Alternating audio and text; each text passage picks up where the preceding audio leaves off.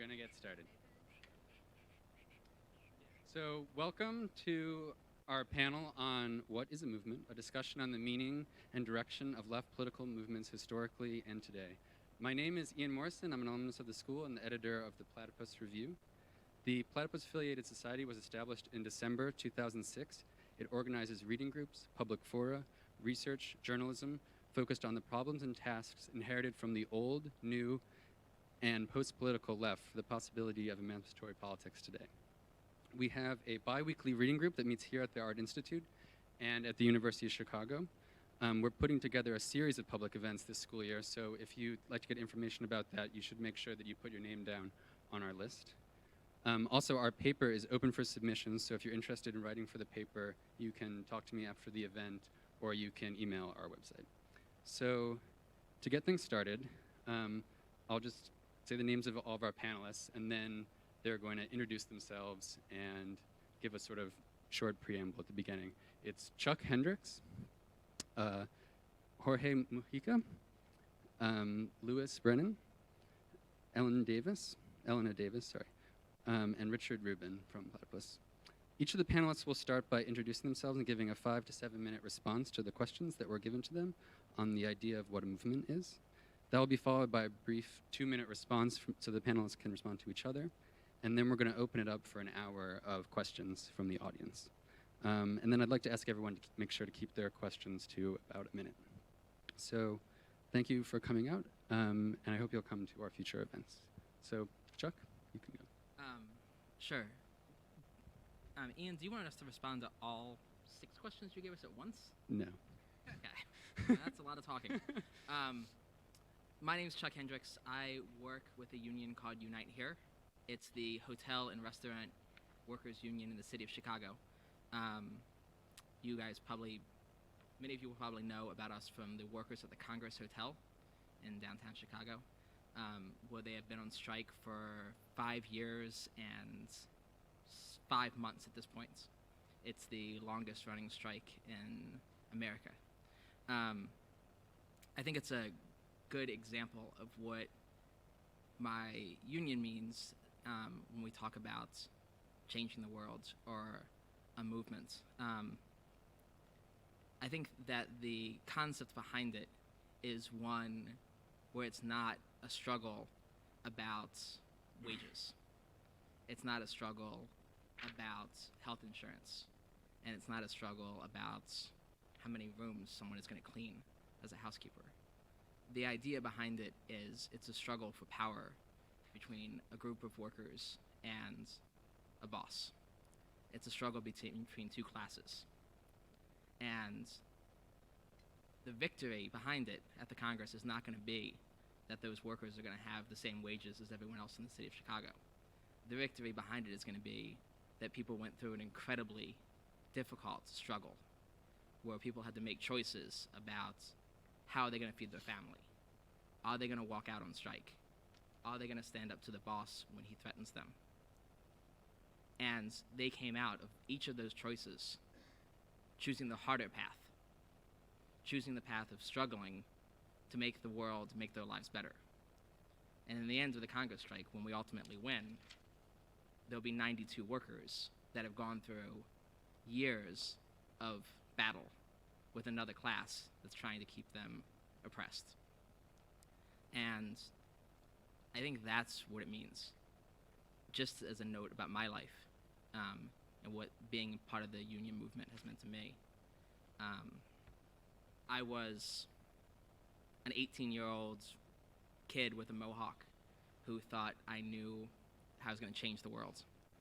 And I was getting ready to go off to college and study history, and ended up having a child, a very beautiful little girl named Lexi, who's now almost 12. And I couldn't go. I had to stay and raise my daughter, and that was the right decision to make. Very tough one, but the right one. And to do it, I had to work a job painting bridges, painting at a university, anything to make money. My daughter got sick twice. 2 times getting so sick and screaming so much that she made herself pass out. And I would sit in the hospital in the emergency room freaking out in my own head about how am I going to pay my bills, about what's her life going to be like, about what's my life going to be like. And after the second time, I had to make a decision about, am I just going to suck this up for years and years, trying to put myself slowly through school and hope that I come out the other end with a degree and hopefully get a better job than the one I had? Or was I going to make the tougher choice of figuring out how to organize with my 63 coworkers and make the boss give us health insurance, make the boss give us higher wages? And that's what I ultimately did. Without an organizer teaching me anything, I had to learn how to stand up and push my coworkers who were also scared. And they were 60-year-old men, and I was an 18-year-old kid with a mohawk. And it was terrifying. And I remember the first time driving to someone's house and knocking on the door and saying, we have to talk about making our lives better. And going through that was pretty difficult, but ultimately the most rewarding time of my life. What I learned was that everyone, if challenged with the opportunity to make the world better and make their lives better, can respond. And can respond and overcome the fears that they have, but only with their coworkers and people they trust pushing them to do it. At the end of the day, after 6 months of meeting with my coworkers and organizing, we had a one-day strike. And that ultimately didn't get us what we wanted. We had a second one-day strike, and that got us closer. And after the second one-day strike, the boss decided he was really going to crack down. And I was left with the decision about what do we do. As a leader of my coworkers, we decided to do a job action where everyone came in wearing union t-shirts, and we were going to show that we were still sticking together, even though he was threatening us. And the owner of the company came to each person, one by one, and said, take your shirt off or you're fired. Take your shirt off or you're fired. And he got to me as one of the last people, and I refused to take my shirt off, after many other people did. And he took a picture of me and blew it up really big and hung it on our work site at our lunchroom with the word traitor written across it. And every day coming in and seeing the traitor made me remember how weak I was as a person and how weak anybody in the working class is as a single individual. And I just was panicked, and I thought, how am I going to do this? How am I going to continue coming in here? And this is the same decision every one of those workers of the Congress had to make. And I came in every day for 2 weeks, for 2 weeks, for 2 weeks, for 2 weeks, thinking, am I going to wake up today or am I just going to quit? And I ultimately made a decision to come in. And after 2 weeks of that, the boss finally caved through people not giving up and not backing down. And I think that what it taught me was that if we can push ourselves through the fear we have of standing up to bosses or landlords or capitalists or politicians, whoever else, that holds, swords of termination and lack of health insurance and evictions over our heads, then we've really created a movement.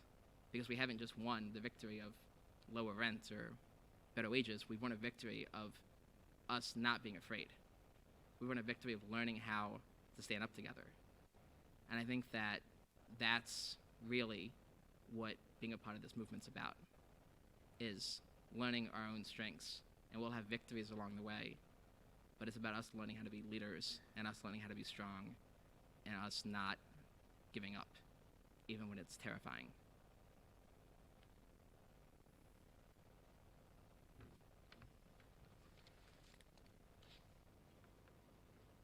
All right. Okay, let me put it this way. I think any given time when you get two people together and they talk about doing something, I think you got a movement. Whether it progresses or not, it's another matter. But you do have a movement. I think that, as a matter of fact, movements are not created. Movements are like matter in physics. They expand, they transform, but they can be created and they can be destroyed as long as you keep having one or two people that thinks about doing something to influence something or to change something, I think you have a movement.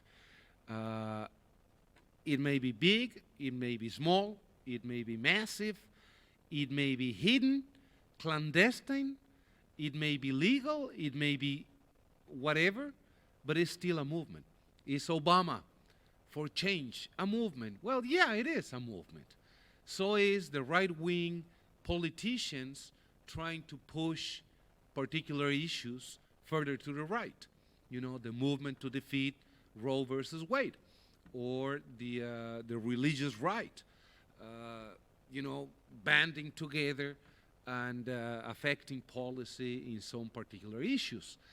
A lobby for changing the 14th Amendment of the Constitution and deciding that if you are the son of an undocumented immigrant in the United States, you should not be a U.S. citizen even if you were born here.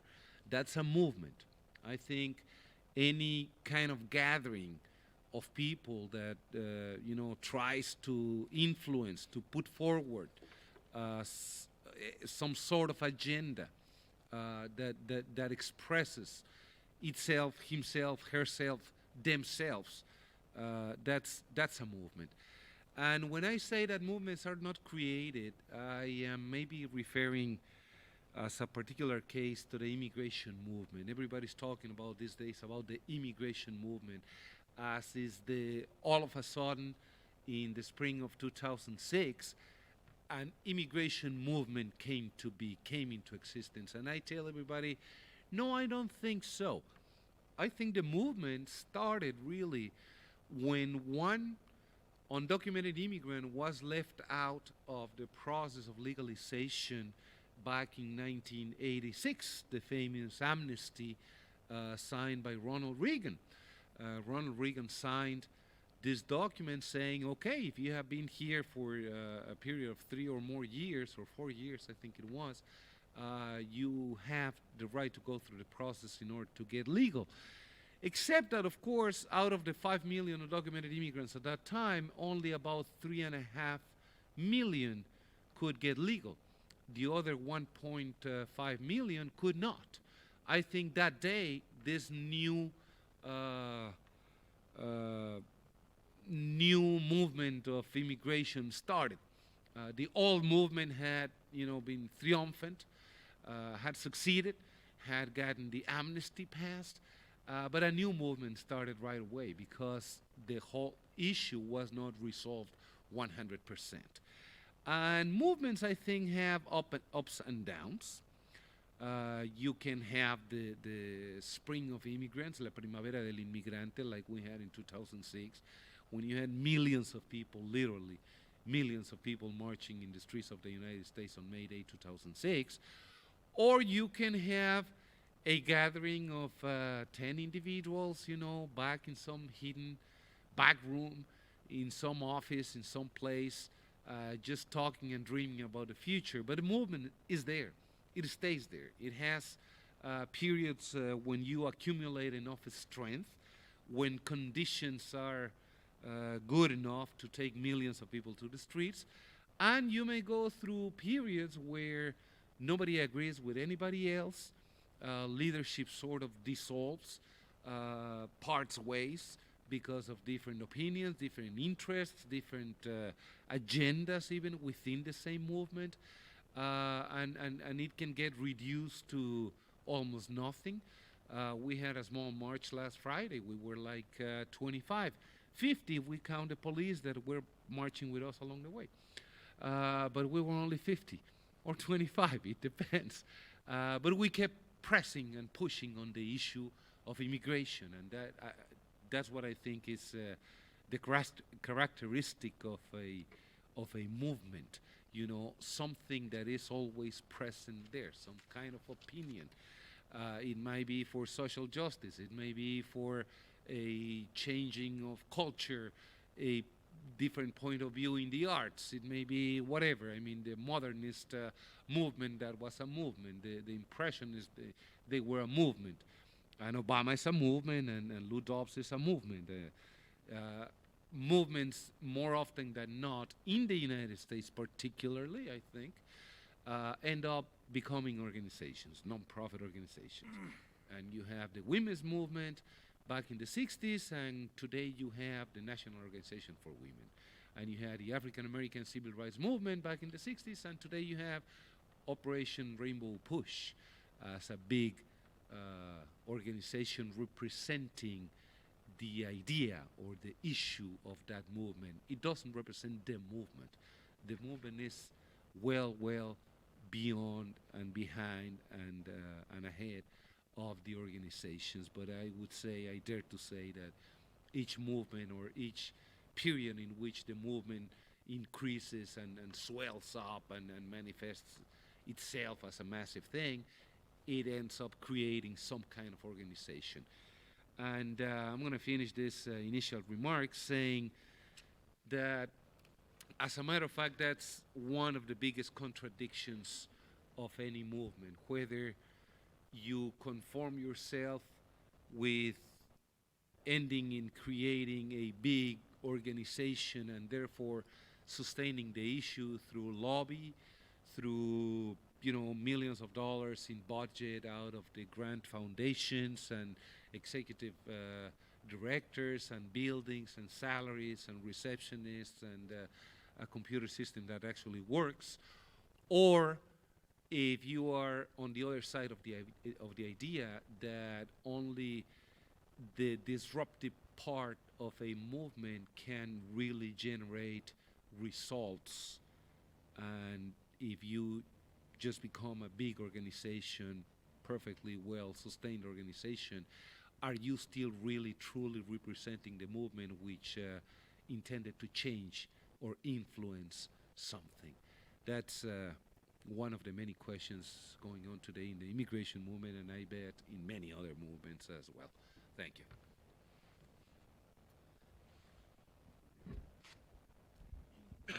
My name is Brennan. I'm a member of Students for a Democratic Society at the University of Chicago.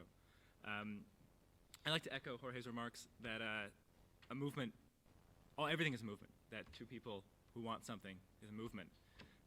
And so the question of what is a movement as a guiding question, regardless of the three other ones that came in the email a couple weeks ago, which I'm going to disregard as the other two have also. Regardless of the question of what is a movement is almost a vacuous question. I mean, it's open to anything, right? I mean, everything's a movement. So I think for me, the question of what is a movement needs some reframing, needs some work before we can make stuff happen. So I like to do a little bit of that theoretical work. I like theory for some reason. I don't know. I think part of the problem of us asking the question of what is a movement is that there's a consensus in this room that a movement is a good thing, right? And that we all want a movement. I mean, some of you can disagree with that, but I think it's likely that we all sort of want something that we would call a movement to happen, and why that is and whether that's a good thing is another question, which we can get to later. But really, I'd like to just take as a given that a movement for people on the left who are interested in political change is a success term. That embedded in the term movement is it's good. And literally, it's a vacuous thing to say that a movement is something that we want, right? And so, because a movement is something that we want doesn't really mean anything, the next question is going to be, well, what do we want, right? Or what is it? What is a movement that we want? What are some properties of this movement that will make it a good thing? And so, I'd like to add another success word to give it some properties, and that is, I think that a lot of us would say we want a radical movement, right? And that has a lot of connotations, and that has a lot of qualifications to be made. But I think that's a claim that I think I like to work with a little more. The statement that we want a radical movement, and so guiding that, we want to find some properties of this movement thing that'll help us. They'll help us to build a radical movement, and and let me just say some few words on radical, right? So that's not some term that can mean whatever. It can mean killing lots of people. It can mean, saving the world. Whatever. So what is radical for me, right? Just to say that. I like to say 3 points on what radical is. Radical involves radical analysis, radical solutions, and radical practice, right? And so radical analysis is seeing the world in a way that doesn't really take anything for granted, right? That's going to look at the world in the eyes of searching for sources of unfreedom, sources of injustice. 2 more success words, and it's not going to take anything for granted searching for that. Now, radical solutions is saying, well, how do we fix these problems? How do we resolve these sources of injustice and unfreedom? And a radical solution wouldn't take anything for granted. That would from what exists. And a radical practice is something that doesn't that doesn't over-valorize and over-legitimate the system for political action that exists currently in the quest for finding human freedom and justice, whatever. So now, back to the statement, we want a radical movement. Now, what I'd like to do with the question of what is a movement and the question of what are some properties of a movement that we want is to say that the goal should be to define movement and to give these properties, define these properties such that if a movement with these properties existed, that it would be inevitable that this movement would be radical, that this movement would have some definite radical impact on our society and would bring freedom and bring justice. And so I'd like to propose that as a framing of what our project here is, right? Our project is to find these properties that would create a these properties which, if a movement had them, it would be a radical movement. And it would, if we took these properties and made them into something in the world, it would be something that would cause radical change. And this is something that I think is useful for people, for organizers, for activists. If you're organizing a shop or whatever, you're going to question what your actions, or whatever. And I think having a framework that would tell you that what you're doing will build a radical movement is a good thing. That'd be helpful. I would like that. And the other thing is that for here, right? Why am I saying this is my opening remarks to this panel when I've admittedly disregarded all the questions that were asked to me?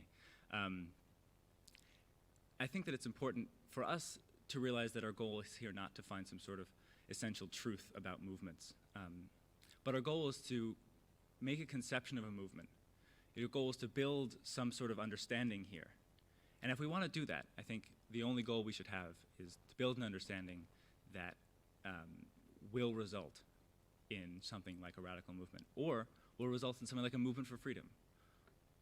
To build into the term, into our conception of the term and how we conceive the term, the properties of its success. And I think that's good.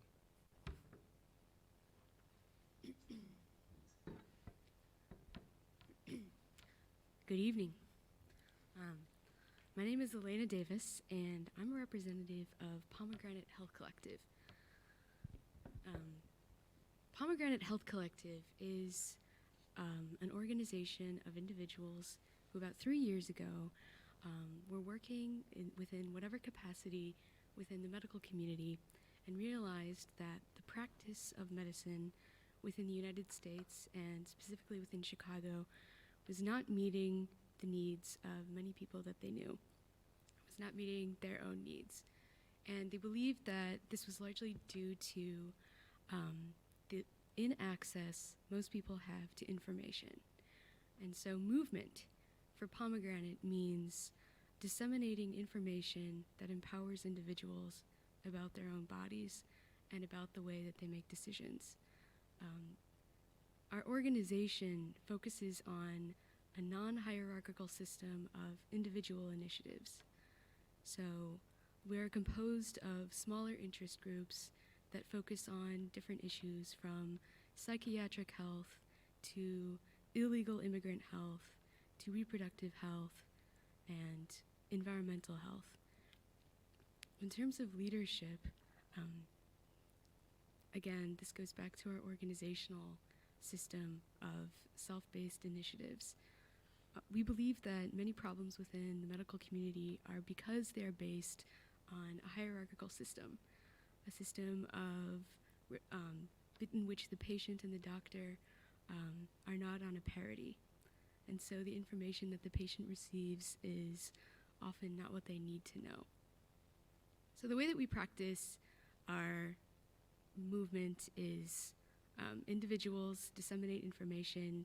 Currently, we're working on a health fair, which is an organization of various individuals who will give seminars on, for example, how to give yourself a cervical exam, how to build a bicycle, how to do medical billing.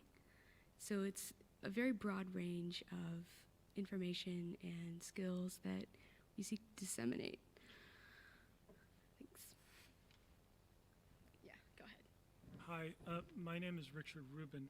I'm here representing Platypus, and Platypus is not a movement. In fact, it's really about an organization about problematizing questions on the left, and so I'm actually going to problematize to some extent the question of the movement. And that I'm representing Platypus, as Ian asked me, and I rather casually said yes. So the question, what is a movement? The way I take that question, I think it's a very big question, is I think really hidden behind it is the question, what is politics? And what is the relationship of politics to human history? And when one begins to think about that question, one realizes a twofold aspect to it. Because on the one hand, politics is one of the oldest of human activities. So that in a certain sense of politics, politics is as old as art and literature and music and things like that. But in another sense, politics is a very recent activity, maybe 2 centuries old at most, and large parts of it perhaps less, which means that politics is a much younger activity, say, than modern science. And that I think there's a discontinuity in the meaning of politics within the last few hundred years since the development of modern capitalism and before that. Now, this is not immediately obvious to people. And in fact, there's a widespread conception on the left that would tend to blur this distinction.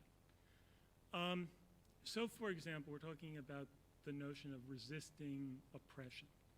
So let's go back, for example, to the late 14th century. If you looked at Eurasia in, say, the decades from the 1360s to 1380s, you'd see several major upheavals. One of these was a peasant rebellion in China led by Zhu Yuanzhang, which led to the establishment of the Ming Dynasty. Another was the revolt of the Ciompi in Florence, which was a kind of proto-working class rebellion, temporarily led to a kind of working class government. And another was a peasant rebellion in England that traumatized the British feudal ruling class and somewhat perhaps accelerated the end of feudalism.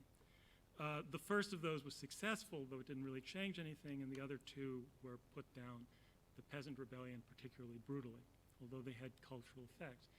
It's conceivable, one could imagine some traveler in the 14th century who actually could have been a witness to all of these things. Most people at this time lived very localized lives, but there were some extraordinary individuals like Marco Polo, like Ibn Battuta. These are actually people slightly earlier than this period, like William Rubruck, like Benjamin of Tudela, who traveled tens of thousands of miles and saw large parts of Eurasian Africa. No such individual existed, but potentially one could have connected these. Now, you did not have a left in the 14th century. You didn't have even the conception of a left.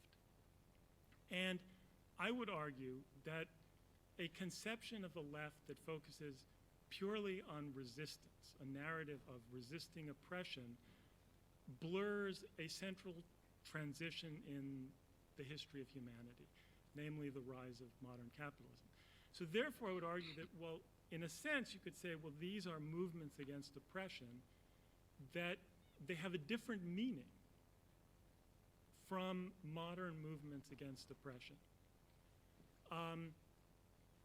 that, for example, that if you look at the 19th century, if you move up to Chartism, where you had this movement of essentially a movement for democratic rights by the large part of the British working class, part of the middle class. The middle class had been sort of enfranchised by the reforms of 1832, so people were demanding universal manhood suffrage, fair parliamentary representation, and there were protest meetings and newspapers and debates between radicals and moderates. Mostly the protests were nonviolent. And again, the movement sort of failed, though eventually all of its demands, which were basic democratic demands, which we take for granted, were accomplished. And if you look at pictures, you know, there's one of the earliest photographs of a political event is a photograph of a Chartist meeting. And you look at that picture, and I look at this picture and I have this sense of deep recognition because I think, oh, that could be the mall in Washington, D.C. You know, it's this protest, it's sepia toned and they dress differently, but the whole feeling of it is fundamentally, there's a discontinuity, I think, between that type of politics and the type of politics, the politics that are politics of resistance against serfdom or whatever in, say, the 14th century or any other century. I just use that as an example because of this conjunction of this political turmoil in many different parts of Eurasia.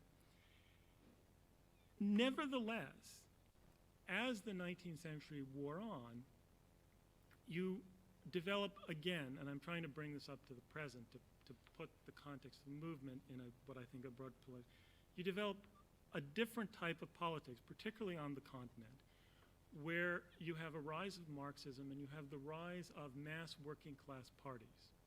And you also have, of course, this is premised upon the achievement of universal suffrage.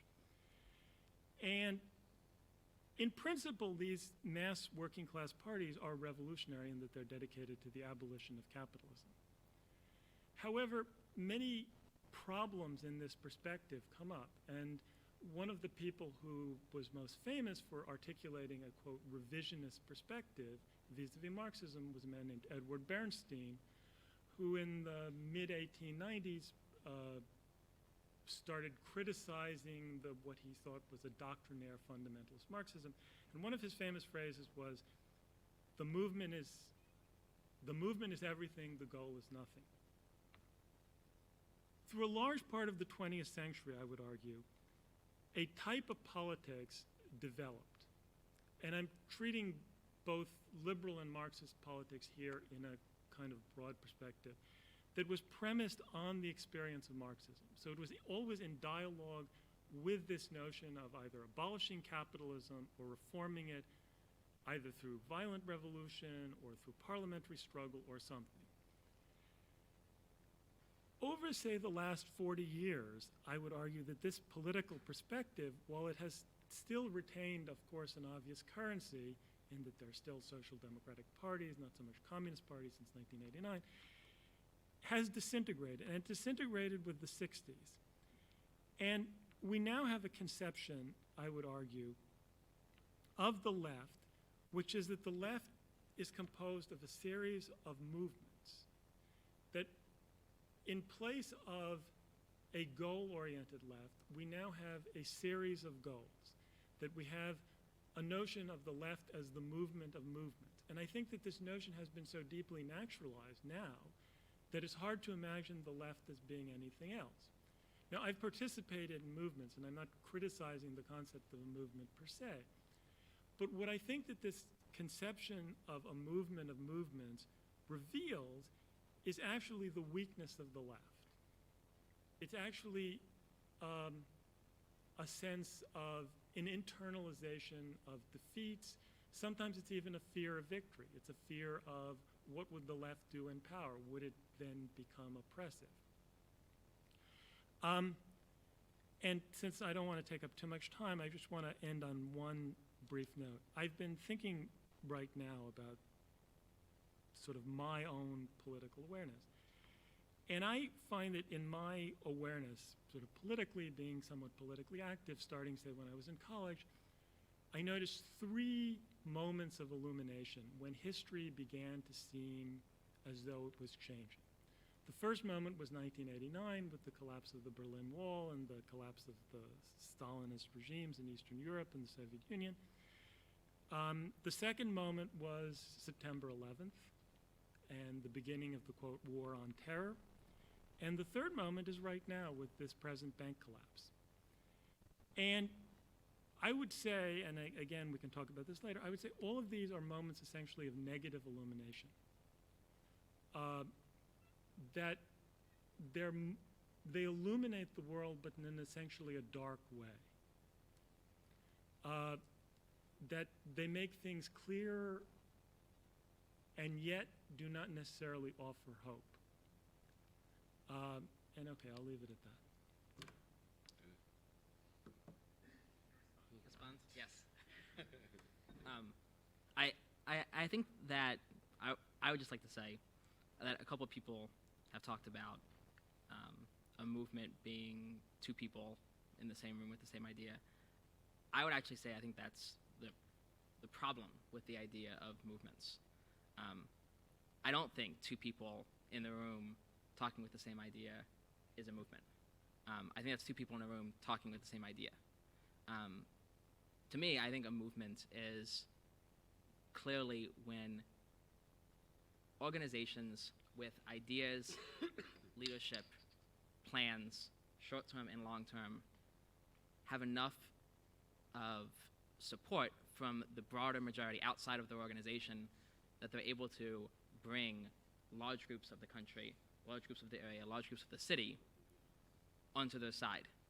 But movements don't spring up out of two people talking. They spring out of people planning, organizing, recruiting, training, learning how to make a movement. They're not spontaneous. They don't spring up just as ideas. They spring up out of the practice of doing the work of making a movement, out of the practice of growing an organization. I think one of the big problems is that on the left, we like talking about the idea of a movement because it sounds fuzzier than the idea of organization. It's less scary. It less sounds like some sort of authoritarian prick, right? It's easier for us to comprehend and feel better about ourselves by talking about the movements than an organization. But I believe that without doing the work to actually build organizations, whether they're in the women's rights movement or Marxian movements or student movements or immigrant movements or union movements, you don't have a movement. I think you ultimately end up with occasionally lots of people on the street screaming, but without the ability to sustain anything. Because movements really have to have some leadership, some structure, some organization, or they go nowhere.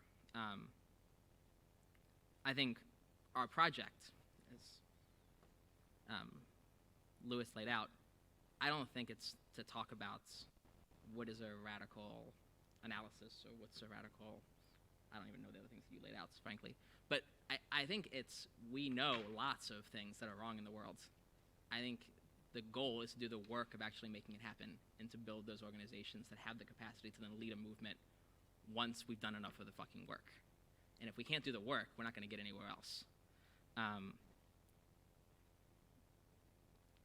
And as to the idea of what are politics, so this historical analysis, politics is power, as far as I can tell.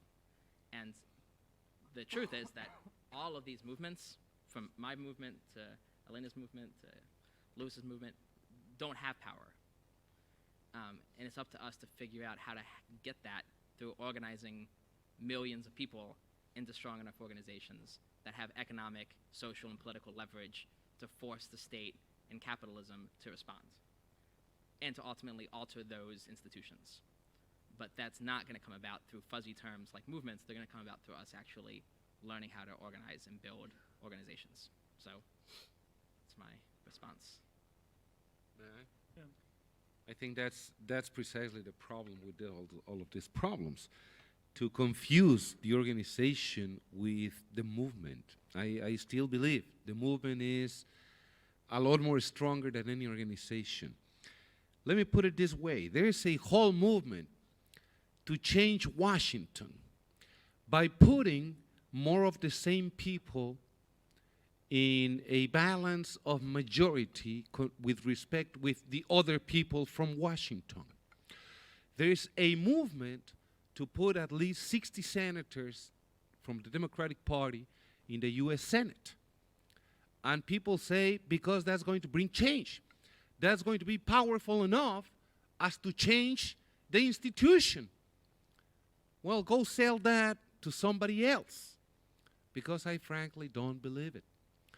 And I don't believe it because I think that's the agenda of organizations. But that's not the agenda of the movement to change things. I think, as a matter of fact, that these organizations are not really asking their membership for what kind of change do they want.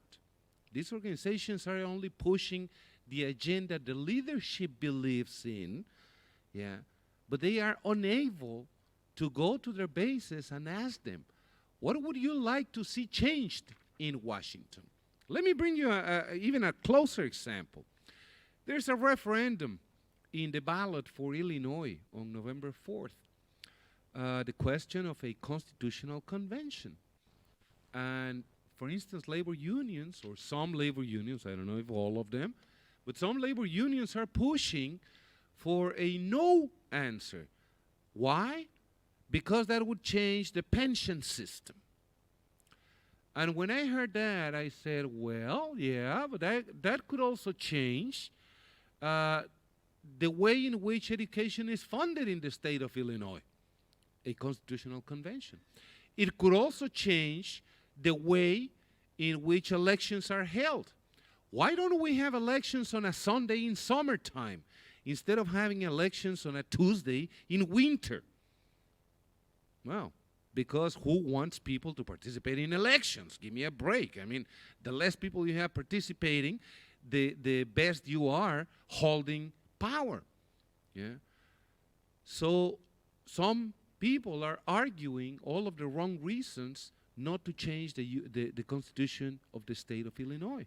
And I think that's the difference between movements and organizations. And nobody even talked about leadership. You know, people keep telling that the Latino immigration movement, the biggest problem is that it doesn't have a leader. And we keep saying, well, we are incredibly thankful that we don't have a leader. You know, because Cesar Chavez had many good things, but so many incredibly bad things, very bad things for the movement, for the labor movement, for the immigration movement, for the socialist movement, for the communist movement, and for so many other things. We rather had a collective leadership that gathered together when there was the time for the big mobilizations and then disbanded because we couldn't agree on anything else except marching in the streets. But that's one of the characteristics of the movement. Now, the other thing would be a revolution. If you can really mobilize, you know, people by the thousands and hundreds of thousands and millions out of an organization, then what are you doing? Why are you not doing a revolution right now? You know, there's not such a thing. I'd also like to respond.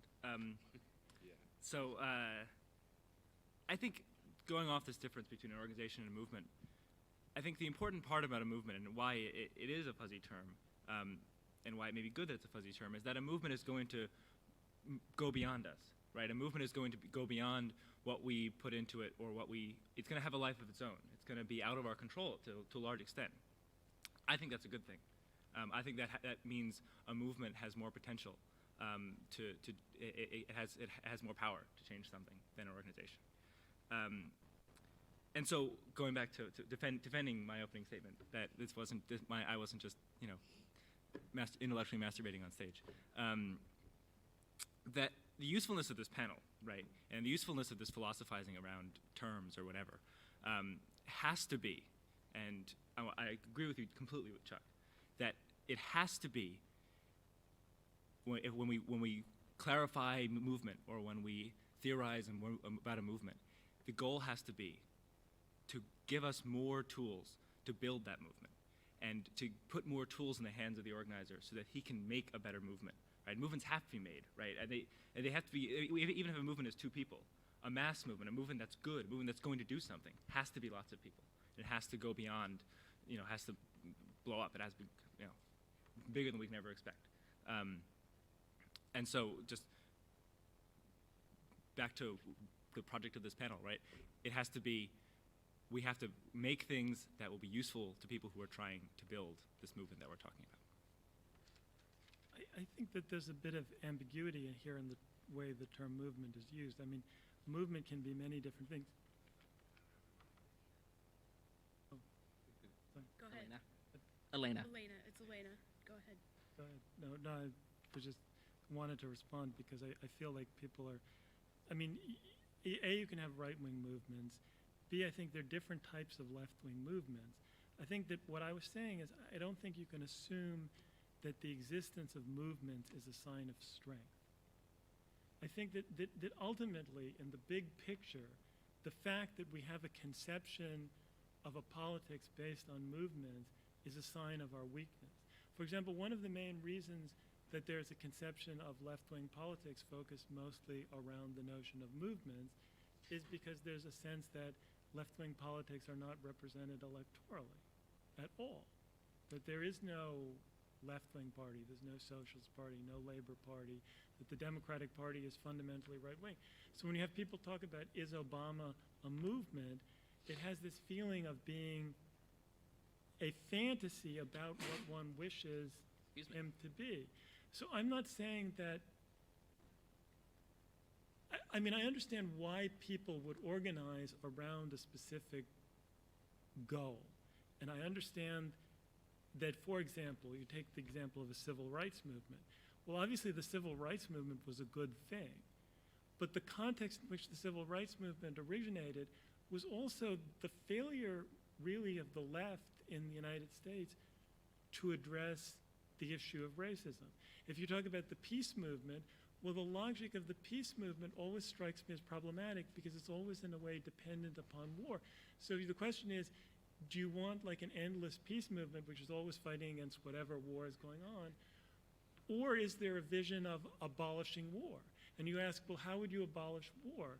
Well, when you ask questions like that, you get beyond the politics that are implicit in the peace movement. So I'm not saying that one should be opposed to movement, or of course a strong left-wing movement would be better than a weak left-wing movement, but I think that it's the conception of politics as building movements, and that the left itself is this whole global family of movements, is an issue that we should problematize. I'm sorry if I... That's okay.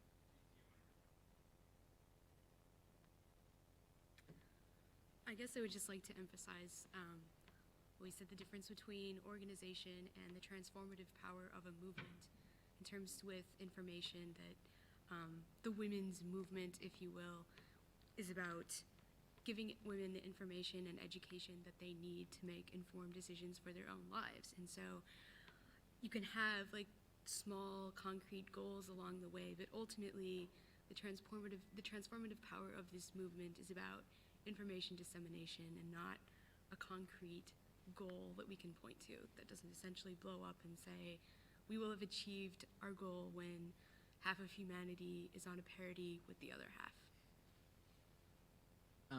Can I respond? Yeah. Okay. I think that all this kind of, I think you talked about the agenda of organization.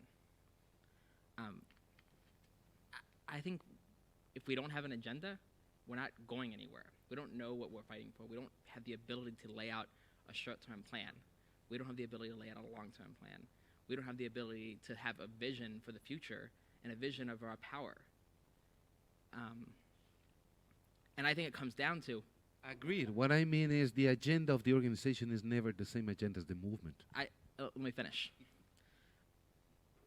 I think that to talk about, as you did, that you don't see the organizations going out and polling their members and saying what the members want, I think that happens more in an organization than it does in a movement.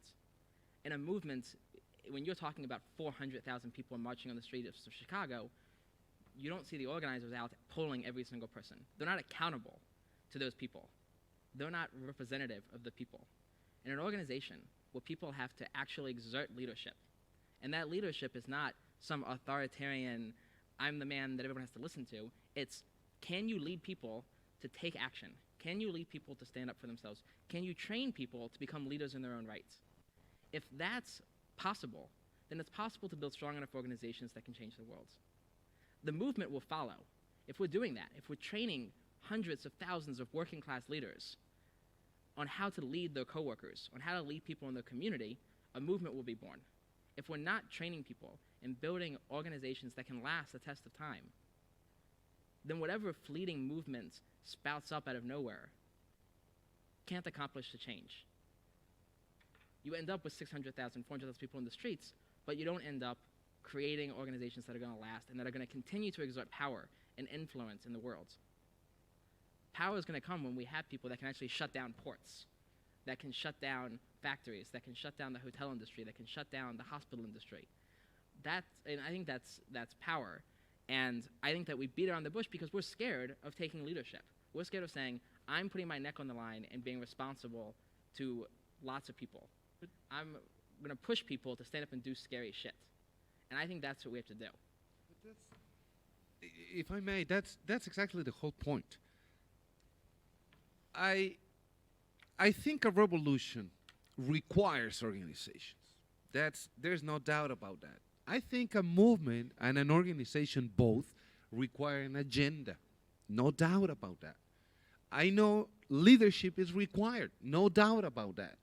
But what I'm saying is that the current organizations, the current agendas of the powerful organizations don't have really anything to do with what we would call the revolutionary movement. Forget about the left. I mean, even more confusing, the revolutionary movement barely have anything to do.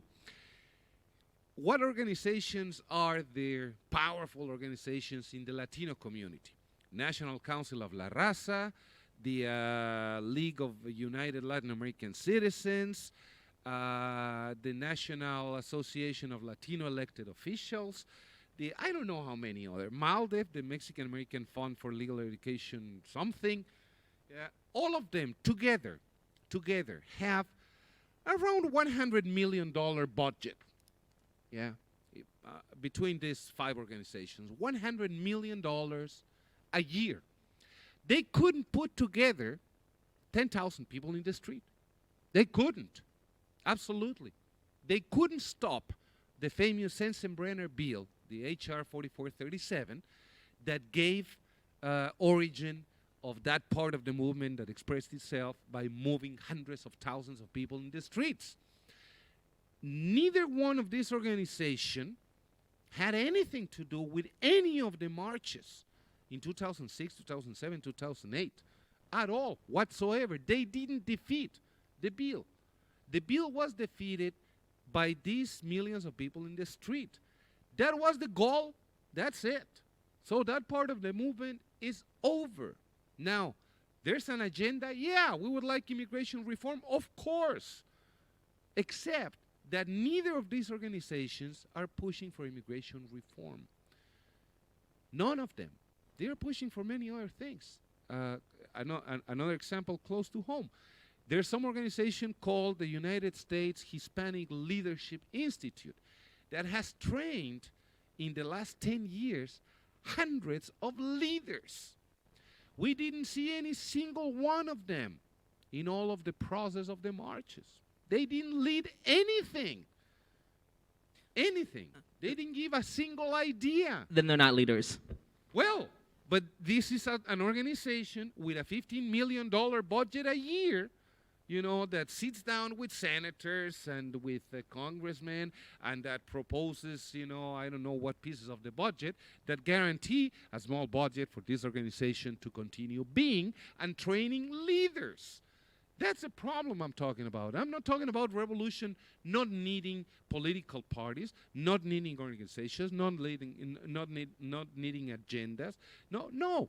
What I'm saying is the movement, that's right, Luis, is a lot broader than organizations. I think Yeah, and if political parties understood that they could be part of a movement instead of trying to lead the movement and therefore not sitting down together with the next door political party, maybe they could start getting somewhere. so. Maybe. I think that you seem to be confusing some sort of like the official leadership of this organization, like La Raza, with a real organization that's out leading its people.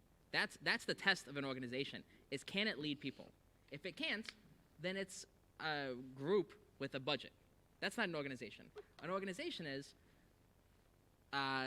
2001, City of Chicago, there were 12,000 hotel workers, 7,000 of them show up to march down Michigan Avenue. Because of those 7,000 hotel workers that show up to march, they have 725 committee people that each lead somewhere between 5 and 10 of their coworkers, and they go out and they talk to the people, and they say, we've got to go out to this march. That's an organization. There are some organizers, there are 700 committee people, they can turn out 7,000 workers. That's an organization, those are leaders. Having a budget does not make you an organization. It makes you a group. If you can't lead people, you're not a fucking leader. End of story. But yeah, I just have a question. I mean, you spoke about shutting down ports and questions of social power. I mean, doesn't organized labor in the United States have potentially that power? I mean, it's not so much the question of it having or not having the power, it's just that it doesn't exercise it.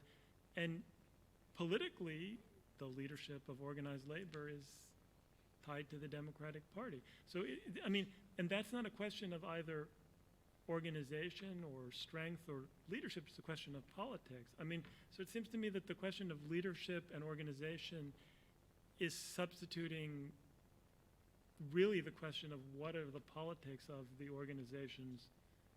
I think, let me respond.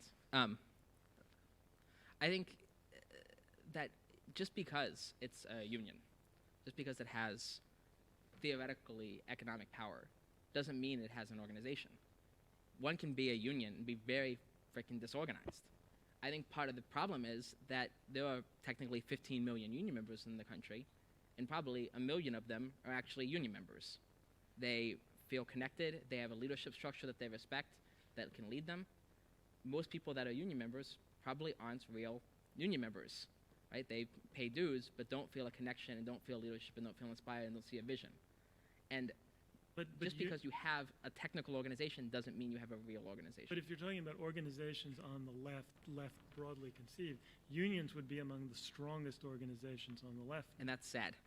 Okay, so we're talking at so starting at the top, so the question is, well, what is the cause of weakness, and what is the cause then of a decline in the union movement? I mean, the union movement has been in decline for over half a century, really. Mhm. I mean, and so I think that you'd have to look at not just the union movement. You have to look at it not just as the question of unions or union movement. You have to look at it in terms of general politics in the United States. I want to just change the format for 1 second. I'll let the last two people respond, and then we're going to move towards questions. Please, Lewis.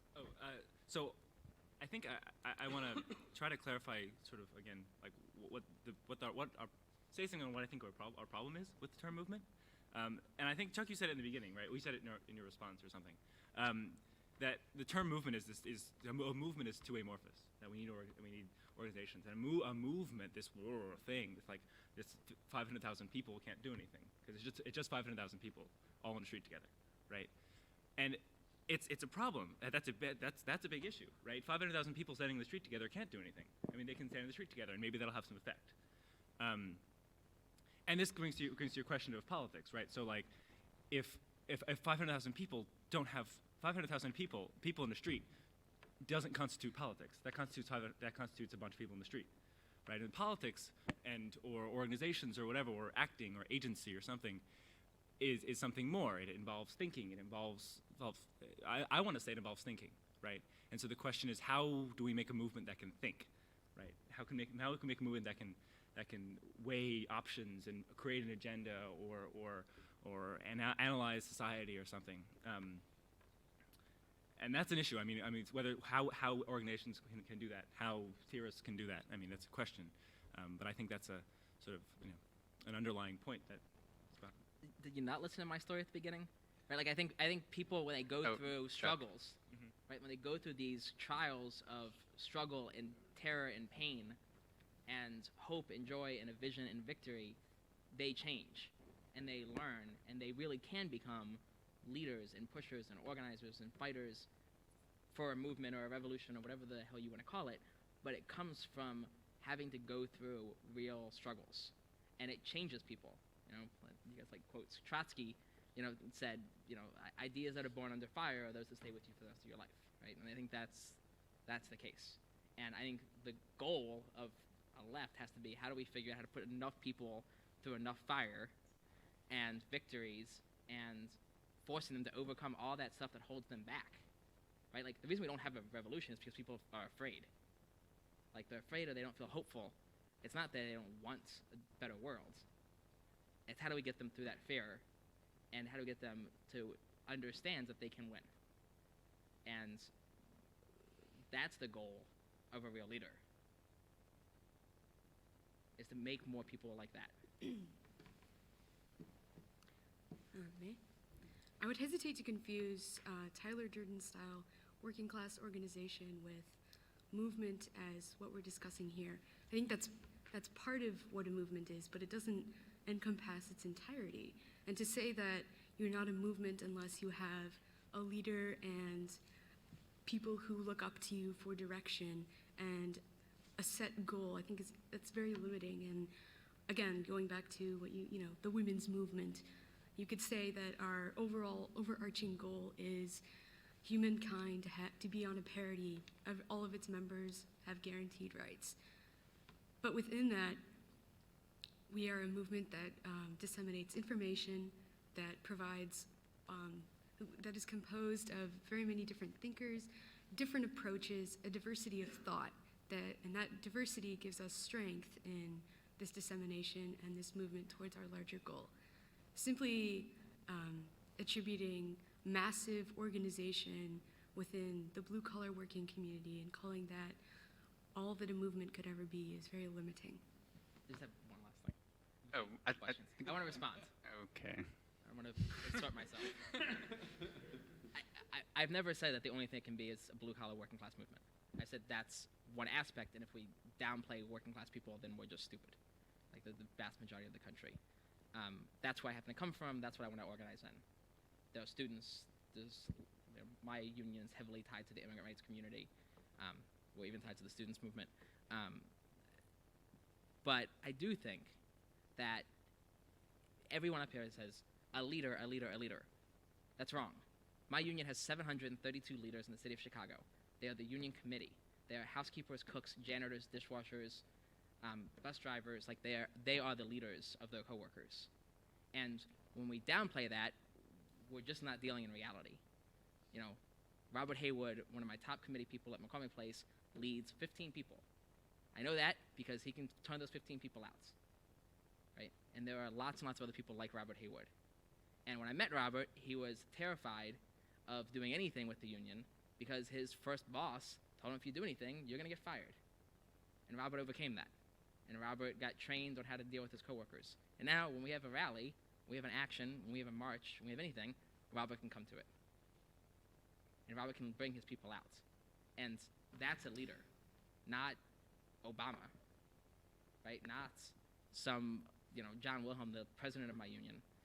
There's 732 people that are on the union committee that lead their coworkers. Okay, I think we're going to open up for questions.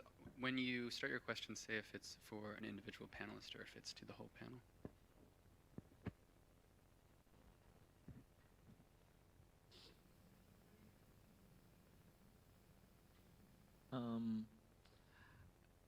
I found the back and forth about movement and organization illuminating, but my question's for the representative from Platypus. I forget your name. Richard.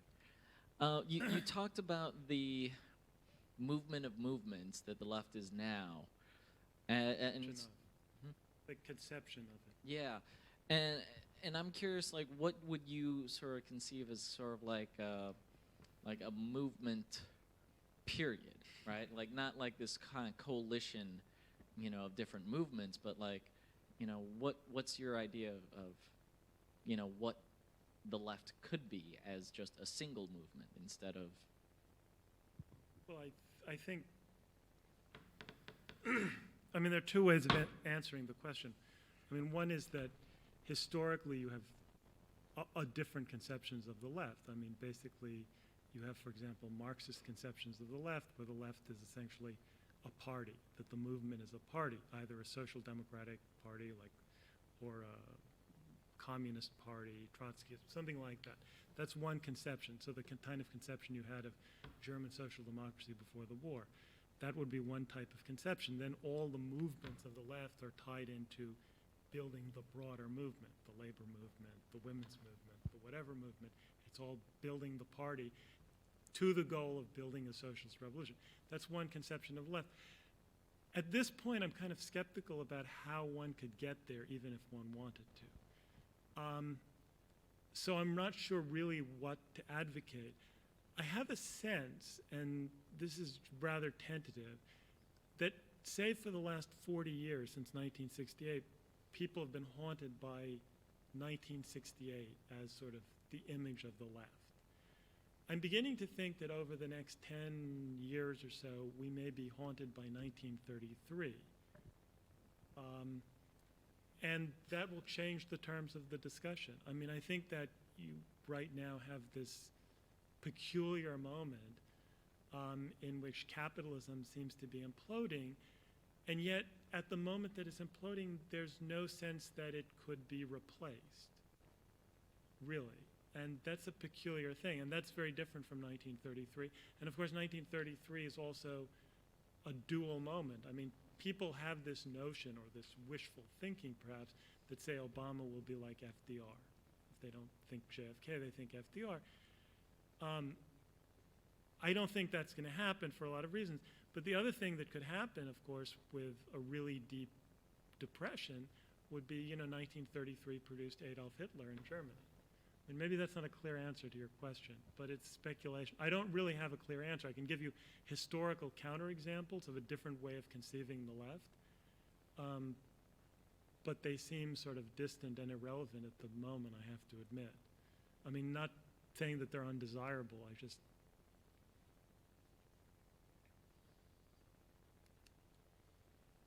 I have a question for, I wanted to sort of press on the issue of the immigration rights movement and the 2006 protests and the relationship to the Sensenbrenner bill, the defeat of that legislation.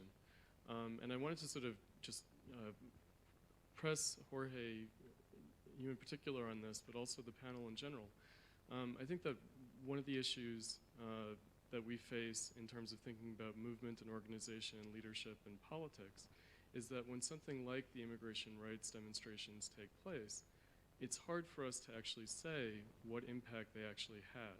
In other words, you could have a quite different narrative. You could say that those protests themselves did not defeat the legislation, but rather differences within the Republican Party defeated the legislation.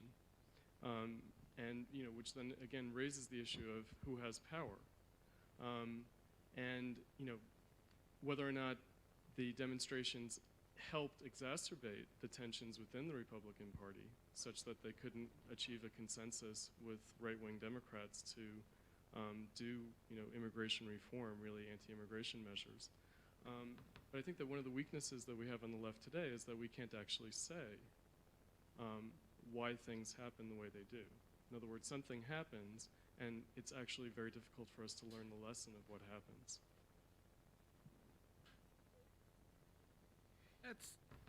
That's right. It's difficult to say sometimes, what kind of success you had or what kind of consequences came out of the marches, because some people on the other side, some people say that the raids and deportations that are currently going on are also a consequence of the marches. I don't believe it.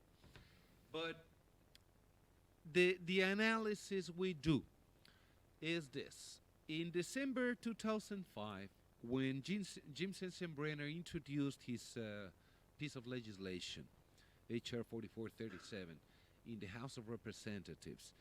It was based on a couple polls by Gallup and I don't remember who else, who said that 56% of the American public favored some tougher measure against immigrants since immigrants were closely related with national security and terrorism. It's all the post September 11 way of thinking, that if you don't know the guy that lives next door to you because he was born somewhere else, then you have to suspect him. That's the whole idea.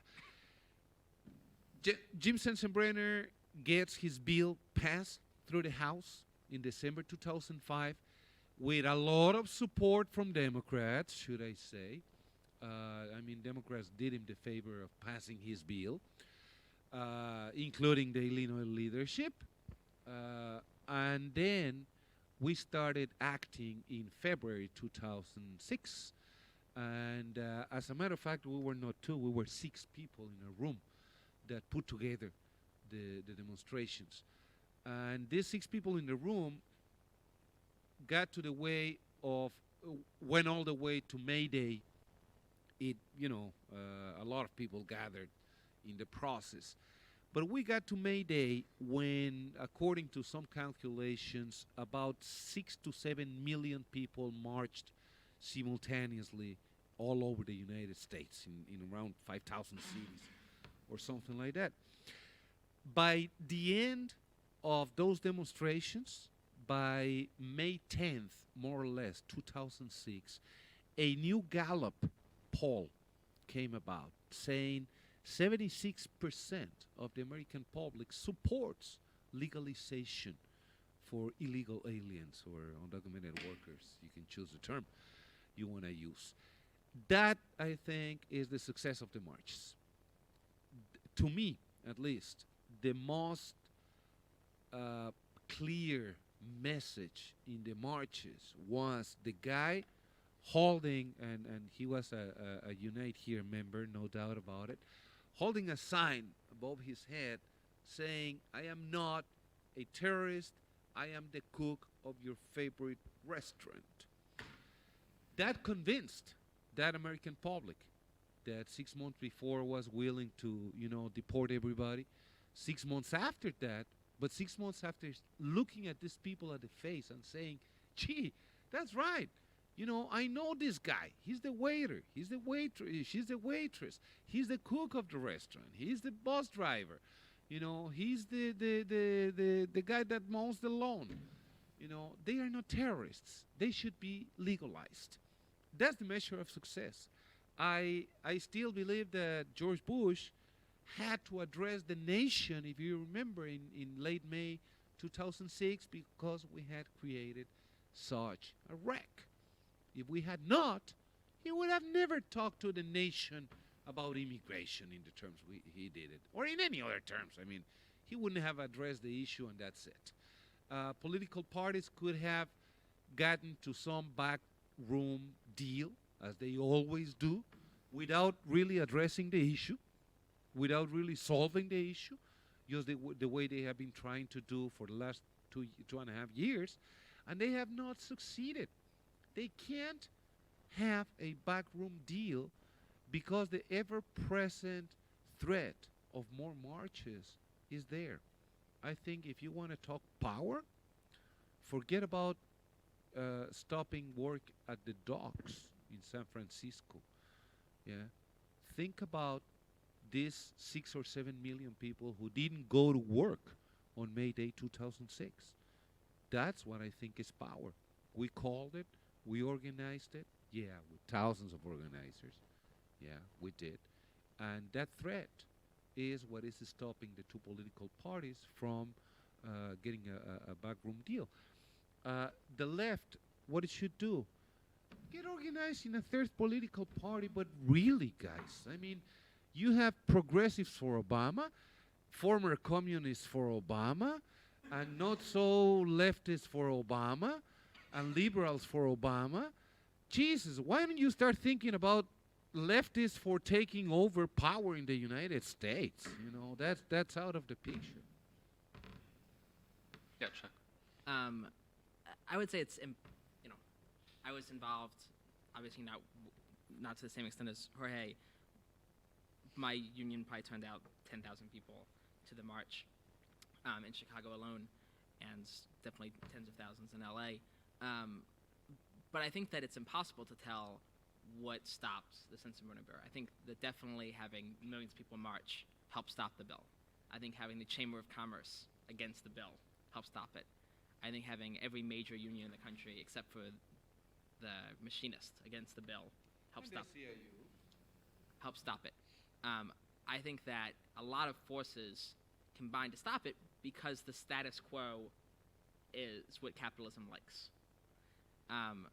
And the status quo leaves, you know, the saying, you know, immigrants in the shadows of society without rights, not protected. The status quo is not a victory. And I think part of that comes from the lack of actual organizational standing and organizational power within the movement. Not that the movement didn't have success in stopping the bill, but, you know, if you look back historically, in the 30s, right, the president was forced to negotiate with Walter Reuther, right? In the 60s, the president was forced to meet with leaders of SCLC and the Civil Rights Movement to talk about the Voting Rights Act. Those organizations had enough power to force the government or major industry to sit down and reach concessions and figure out an actual positive step forward, right? What the movement for immigrant rights has done in the country so far is stop things from getting dramatically worse, but not from making things better. And the organizations that were built up around the civil rights movement and built up around the labor movement in the 1930s forced the government to actually negotiate for a positive change forward. And I'm sick of the left defending regression. Like, we don't have a vision for what positive change is. And the labor movement and the civil rights movement both did. And organizations were able to push that. And I think that's where we have to get again, is we have to be able to organize enough people that it forces capitalists and forces government to deal with us on the basis of our power as working class people, as immigrants, our power. So that we actually know what the fuck we won. Hello. Hi, my name is Jorge Mujica too. I guess my question is more about a clarification of what a movement is, because I hear a lot of different things and I'm kind of weirded out by what your answers. I think. Why are you weirded out? Maybe because it's not what I think it is. I think a movement is created through dissent, so it's not necessarily just one person or two people, but just an idea of something being different. And I think that movements build on the growth of that dissent. More importantly, it's the organization of the collective power that is there. So, in other words, if you look at power as the allocation of resources, an organization that has power can maximize it through organization. Therefore, is a movement just the collective participation of people? And nothing more or nothing less, and everything afterwards is just an effect?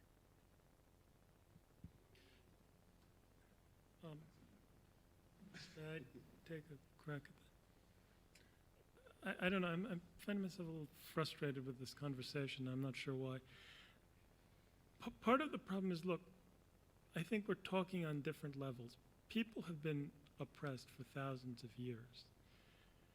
The conditions of resisting that oppression, and this was my example starting with the 14th century, have radically changed in the last 200, 150 years or so. And it's because of that that the meaning of politics itself has changed. So that ultimately, I think, the ultimate problem in politics is the survival of the human species at the biggest level. Obviously, one can't always work at that level. So that when you talk, for example, about movements for change or movements for freedom, the question becomes, and it goes back to the question posed about the 30s, if you imagine that the goal of movements, which is the general imagination, is just to put pressure on the government to do something or to not do something, which sometimes succeeds and is sometimes a very desirable thing, I'm not criticizing that, then you leave unimagined the possibility that the global environment in which movements operate could ever radically change. That, in other words, it means, well, we're going to have movements against bad things, wars or poverty or oppression of immigrants or oppression of women or whatever, and we're going to keep fighting essentially the same struggles under different conditions, sometimes better, sometimes worse. That, I think, is the dominant conception of politics on the left. What I started out trying to point out is that's a profoundly pessimistic conception for the left to have. And it's not one that the left always had. I think that at one time the left had a much more triumphal vision of its possibilities, that it could build a radically new world. So what I was trying to say is that not whether movements are good or what a movement is, that a conception of politics centered around movements is one that has already taken a huge amount of defeat and pessimism for granted. Now, whether that's a realistic view or not is a separate question, but that was sort of my point. Now, maybe I'm not getting it across. Let me say something, because so many times we get involved in, into thinking that the United States is 99.9% of the world. There are some other countries out there, and there's been revolutions, big movements that have changed the whole thing. And I think the difference would be, to me, in my Latin American experience, is whether we have a movement only or whether we do demand the change of the whole society and the government. That's why I say organize a third party and stop supporting Obama. I mean, Hugo Chavez didn't say, let's support some center-right guy instead of supporting a right guy. No, he went on and led a whole movement composed of several movements that finally get him into power. The difference would be, or it was in Latin America, between the movement to bring out the truth of the dictatorships and the dirty war and hold people responsible, and the people that said, enough is enough. It's not enough to have a public hearing. We have to find a ways that this thing that happened before never happens again. And that would only happen if we change the whole structure of the society. But that's a revolution. And I don't hear anybody in the United States talking about a revolution. The leftist parties that don't marginalize themselves, saying we don't trust in the election process, and they are like this size, more or less. Yeah, the other ones are supporting Obama, and they are like this size, more or less.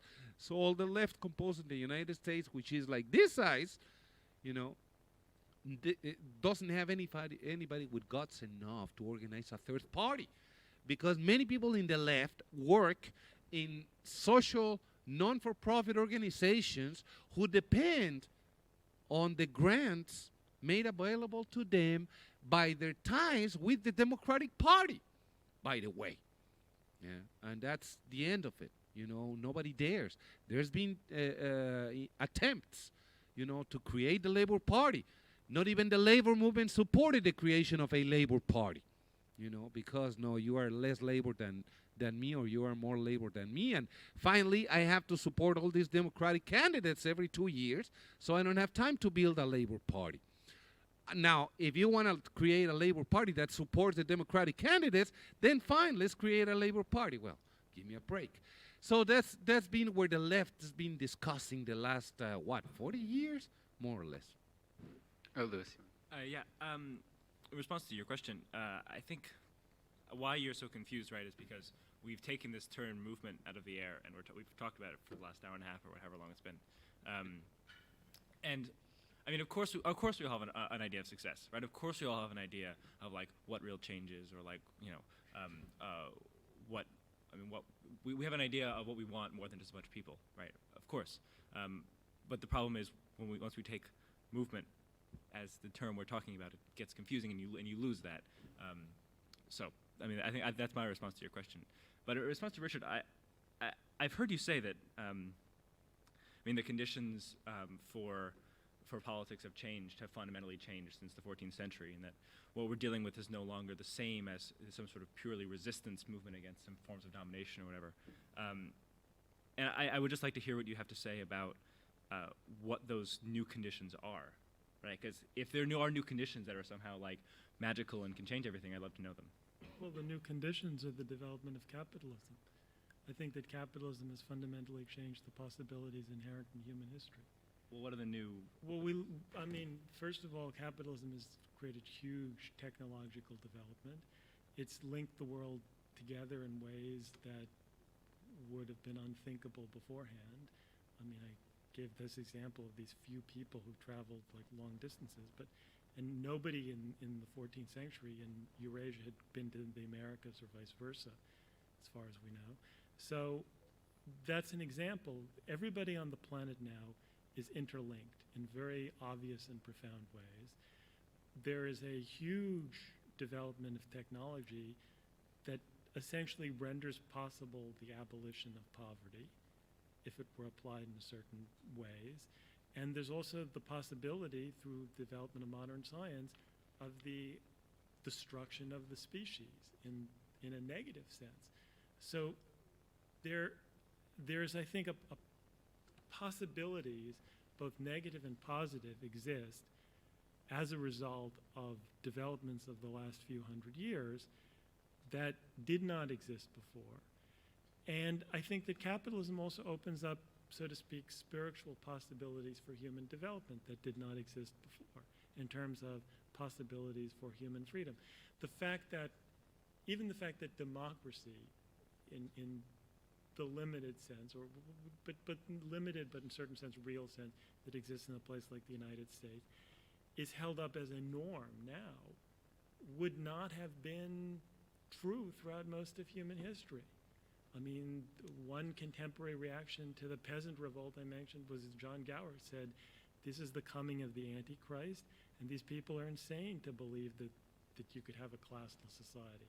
I mean, there's even a rhetoric of classlessness on the right with a kind of right-wing populism. So we live in a society that is profoundly hierarchical, profoundly based on systems of domination, but at the same time, there are notions of human freedom that are very widespread throughout the society, and that are given a kind of lip service. There's a possibility for genuine human freedom in a way that I certainly don't think existed in the 14th century. So yeah, I think that we have to take capitalism as both a profound threat to humanity and a profound opportunity. And to speak, therefore, just of anti-capitalism or resistance to domination closes off a sense of the actual historical possibilities. Now, obviously, we come at the beginning of the 21st century with the whole history of the baggage of the 20th century. And the 20th century was a profoundly tragic century, the most tragic century in human history, just as in some ways the 19th century was the most optimistic.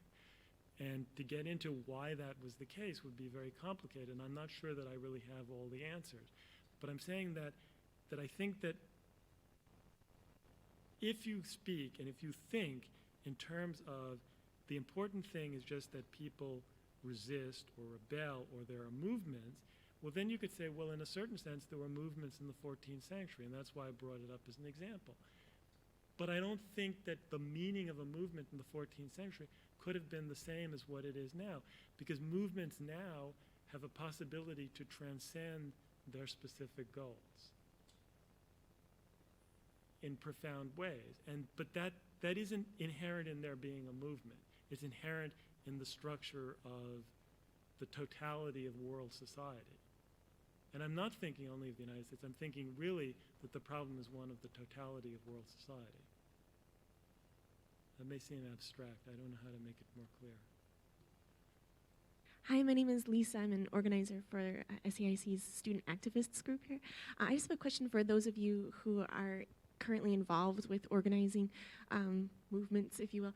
How, given this context, we're talking about the historical context and the new setting in which we find ourselves, thinking about today's communication technology, email, websites, and how those have helped you in your specific activities with organizing people. I know there's certainly the class disparity of those who have access to computers and email, but still how you found that to facilitate and change the nature, for instance, of are you organizing a physical march? Are you physically handing out leaflets and paper flyers, just like people could have done centuries ago? Or how has this changed the way that you're focusing your activities and communicating your ideas?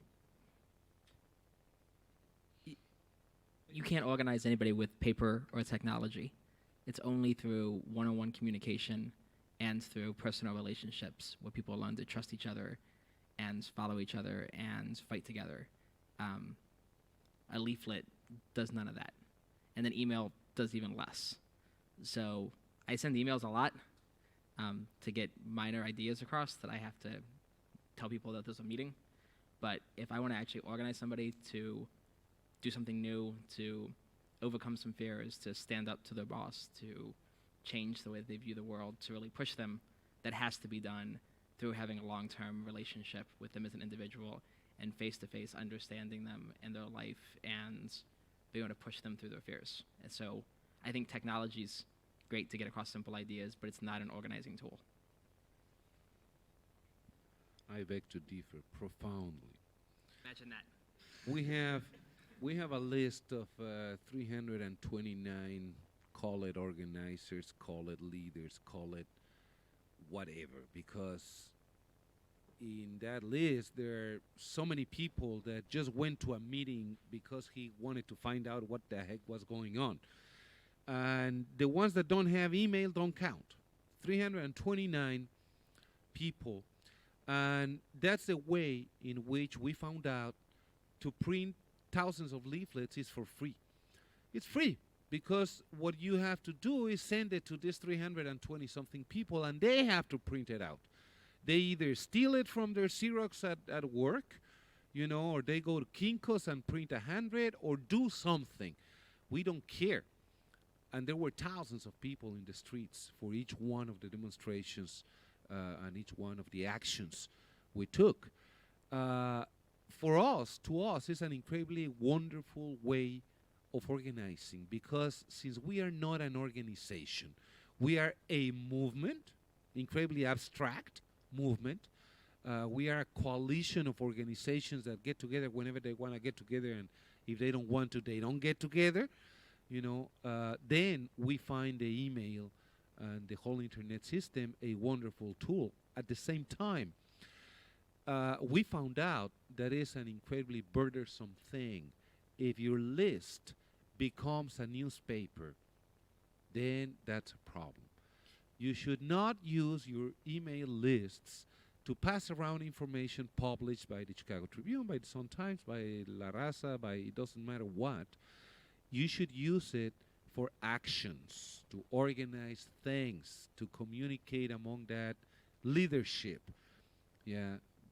for proposals and discussion, but not as a newspaper. I get overwhelmed every day. I have counted it, 220 emails with newspaper articles. Forget it. It's impossible to read. And that doesn't organize anything. That doesn't take anybody to any press conference, meeting, rally, demonstration, anything. That's ugly and awful. It's overwhelming. It's an abuse of information. Most of the email I get, the overwhelming majority, is related to various political organizations and groups, and it's a huge amount. I think the effect of the technology is overall probably neutral. I mean, sometimes it works, sometimes it doesn't, but I don't think that changes in technology ultimately have that much effect. I mean, they obviously have an effect on the way people operate, but the overall political effect, I think, is more or less neutral.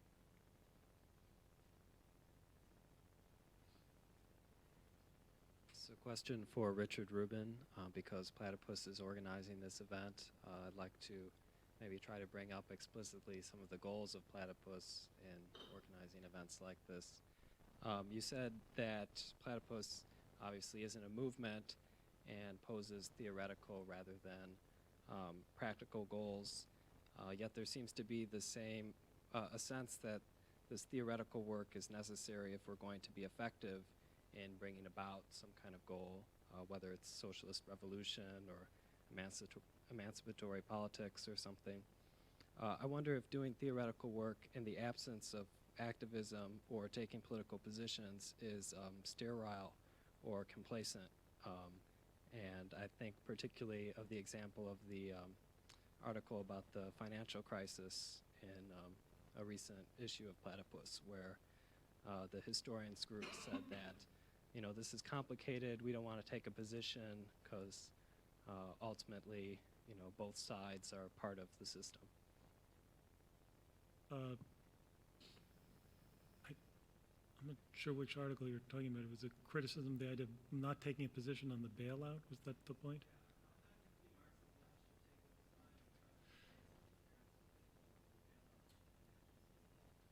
Oh, okay. I mean, first of all, there's been a lot of internal. I don't want to speak for Platypus because I'm not really authorized to speak for Platypus. I'll speak for myself. There's been a lot of internal discussion in Platypus about what kind of positions Platypus could take. And obviously, Platypus does have something of a particular politics. I mean, people have talked about a platypus synthesis, and Platypus has certainly been influenced by, on the one hand, Second International radicalism and then Trotskyism on the one hand, and the Frankfurt School on the other, although I wouldn't call Platypus either Trotskyist or Frankfurt School. It's also been influenced more recently by people like Moïse Postone, and there are certain internal ideas that one might call part of a Platypus ideology, if one wanted to speak that way. People who join Platypus don't have to agree with all of that, and a lot of people would disagree with much of that, so there would be a wide range of views among the membership. And I think Platypus is sort of working out these issues. But in terms of hosting conversations on the left like this, I don't think that's really necessary. I mean, the point here or the point of the paper is not necessarily that everything that goes in the paper is something that represents what would be a Platypus point of view, or everything that happens here would be a Platypus point of view, assuming there is such a point of view. As for what the goal of Platypus would be, it would be some kind of revivified Marxian left, I suppose. How that would happen or in what form is somewhat obscure. Largely, Platypus focuses on developing critical intellectuals. So it's not essentially an activist project. Now, that doesn't mean that people who are in Platypus cannot be activists. I mean, I have participated certainly in a lot of political activism over the years. A lot of people in Platypus have been members of SDS and other things, so there's no contradiction. But Platypus is not focused on activism, that's true.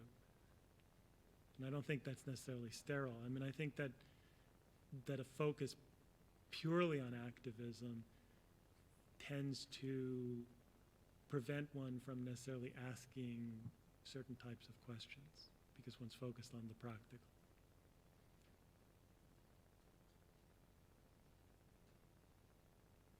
Hi. I wanted to mention the free speech artist movement and then pose a question and see if noticed it seems to be a argument back and forth between the academic definition of or concept of what a movement might be and then the practical application of trying to build a movement. To me, a movement always seems to involve something like a groundswell where do groundswells come from? They come, I heard somebody mention, you know, values like freedom, concept of freedom, that are widely held but maybe not widely practiced. And then you have organizers who come in there and maybe affect the expectations of a large number of people. Well, here in Chicago, for example, we're not really, don't have our full speech rights as artists or as individuals. The main thing that's missing is any art scene at all, anywhere where artists can freely sell their art. And actually, that's one of our freedoms under the First Amendment, is the right to be able to sell our art freely. They use traffic as the excuse, but they write broad laws. And so we're so unfree that we don't even know what an art scene looks like in Chicago, nor do we seem to want one in general in terms of the artists I've talked with, a large number anyway. So we're trying to build, I mean, the idea of freedom is already there amongst most of us. We're trying to build a movement, and so I think it really takes what the man on the end is talking about, a lot of organizing, a lot of grassroots organizing over time. And as you build, you know, those contacts and that effort, then you gradually build awareness. I think there's a potential for people to build awareness. Okay, so let me be more brief. Do we have the potential for an artist movement in Chicago on this issue? Thank you.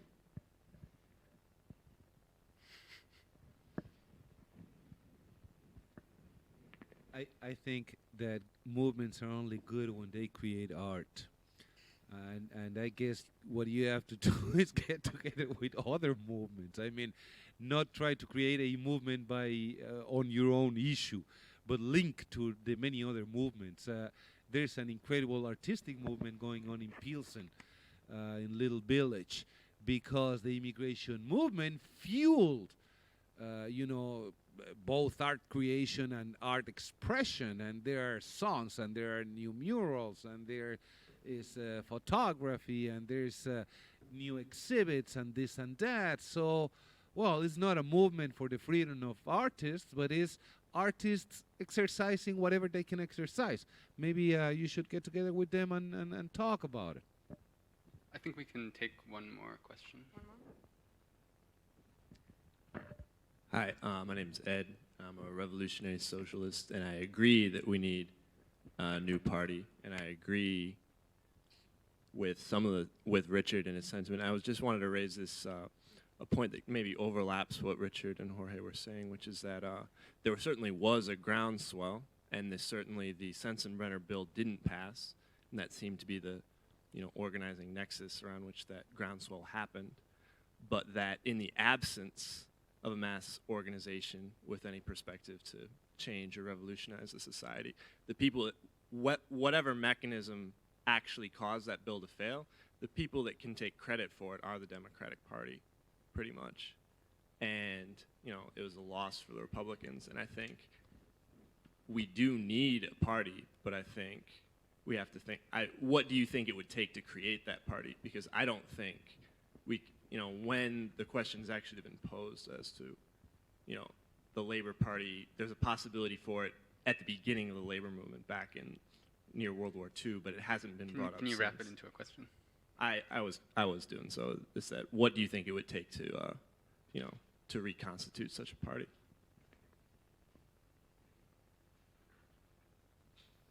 If I may, intention for one thing. I don't really see anybody who intends to do that. Not even to support what in Illinois, in the particular case of Illinois, is the third party, legally, the Green Party. Oh, no, they are so reactionary. They are so this, they are so that. Why should we support them? Well, you know what? For the fun of it, for the sake of it, for just not supporting the least, how do you say in English? No estoy pensando en inglés. The lesser evil. Yeah, stop supporting the lesser evil and go supporting a less evil. I mean, why not? Nobody talks about it. It's forbidden. because they don't agree with us and we don't agree with them. Well, you know what? I don't agree with nobody in this room if we don't start talking about something particular, some objective. I couldn't agree with anybody. I don't know anybody. So how can I agree with anybody? Yeah. Now, if you want to talk about something, the leader of the Minutemen proposed publicly a debate the other day. She personalized the thing because she said, I would debate Jorge Mujica. And the grounds for the debate are that he agrees that illegal aliens shouldn't be in the United States. I said, well, forget about debating then. You know, I can't agree on such a thing. You know, so if those are our conditions to start talking to other people in the left, that they agree with us before we start talking, then forget it. There's not going to be any kind of dialogue. If we put as a condition that we are only going to talk about socialist revolution because anything prior to socialist revolution is reformism, well, forget about it. Nobody's going to be talking to anybody. To anybody. Yeah? Let's talk about maybe supporting one green candidate in one particular district, not because they are green, but because they have, you know, the access to register candidates without having to get 5,000 signatures and then being challenged in court. And, well, it's a vehicle. I'm not saying it's a revolution. It's a vehicle. Why don't we try at least? But nobody's got intention. I'll go after Richard. You want to go? No, go ahead. I'll go next. Well, I guess the question was about reconstituting a revolutionary party in the United States.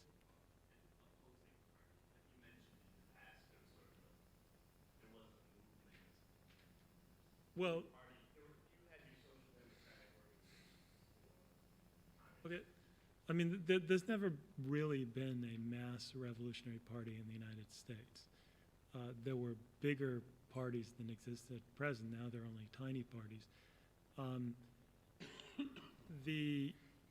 Also, the question of a third party, I mean, I think it's a mistake to talk about a third party as though it would represent a fundamental change. You could have all sorts of third parties or fourth parties or whatever, and it wouldn't make a big difference. I don't think that the difference between, say, Greens and Liberal Democrats is very great. So I think that it's sort of like Liberal Democrats outside of the Democratic Party versus inside. I don't think there's a big difference between voting for Dennis Kucinich or Ralph Nader. And I think that the logic of that mainstream politics leads to supporting Obama. I mean, because Obama is there and people will say, well, yes, Obama is different from McCain. So I think that in that sense the Green Party and organizations like that represent somewhat of an optical illusion. The question of a revolutionary party, I think the question would be, what would it take to reconstitute a revolutionary politics on a large scale? And I think that the question is, very few people in the United States or around the world, I don't think that there's a mass revolutionary left outside of the United States, can really imagine the idea of socialist revolution, including, I think, most people who put it forth as their own idea. I think that they themselves have great difficulty. I mean, I personally knew a fair number of old radicals from the 30s, as well as radicals from different generations. And I remember once having this rather pessimistic thought that probably the generation of the 30s radicals was probably the last generation of radicals that really believed that they were going to win. I think that one of the problems on the left is that people have so deeply internalized the notion of failure that it's very hard to really believe oneself in anything else.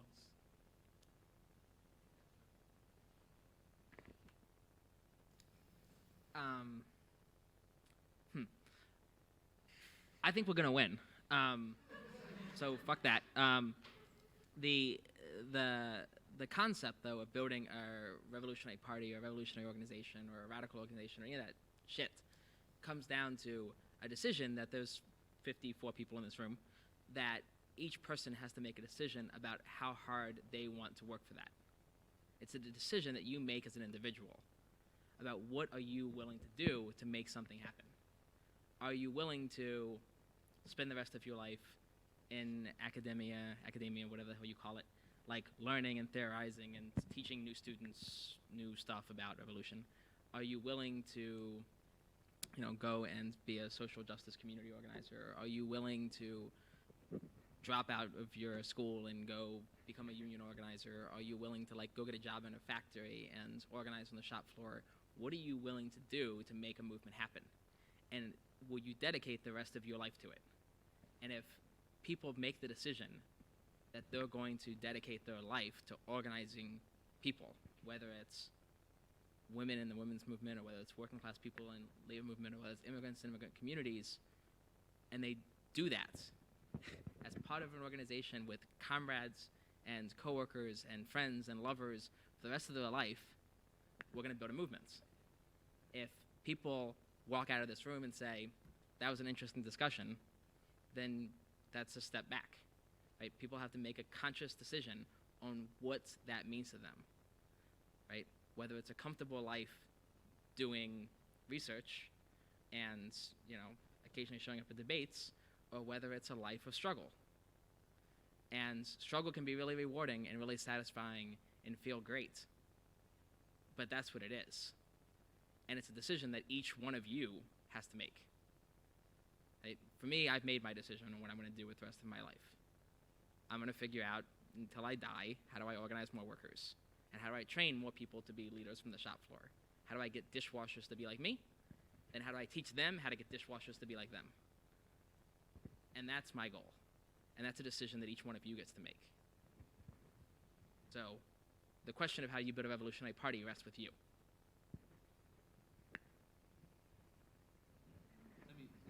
Let me actually tell you a sort of joke. You know what's the largest leftist party in the United States? The Mexican Party for the Revolutionary, for the Democratic Revolution, the PRD.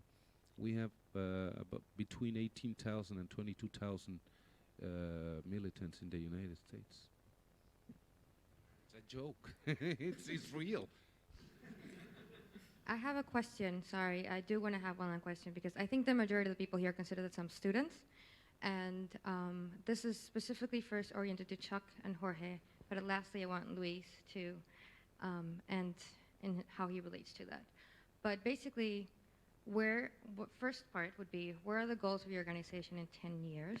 What is it actually, we're talking about movement, what is it moving towards? What does it try to move forwards? And how should students relate to that? Or how could students relate to that in a way that they're not doing today? And then Luis, what you think the student's goal or a student movement, if it is to emerge, or if it is emerging, whatever you want to argue, what it should be a student movement's goal and how it should practically relate to something like immigrant rights and labor or reproductive rights. Oh, and intellectual critical politics.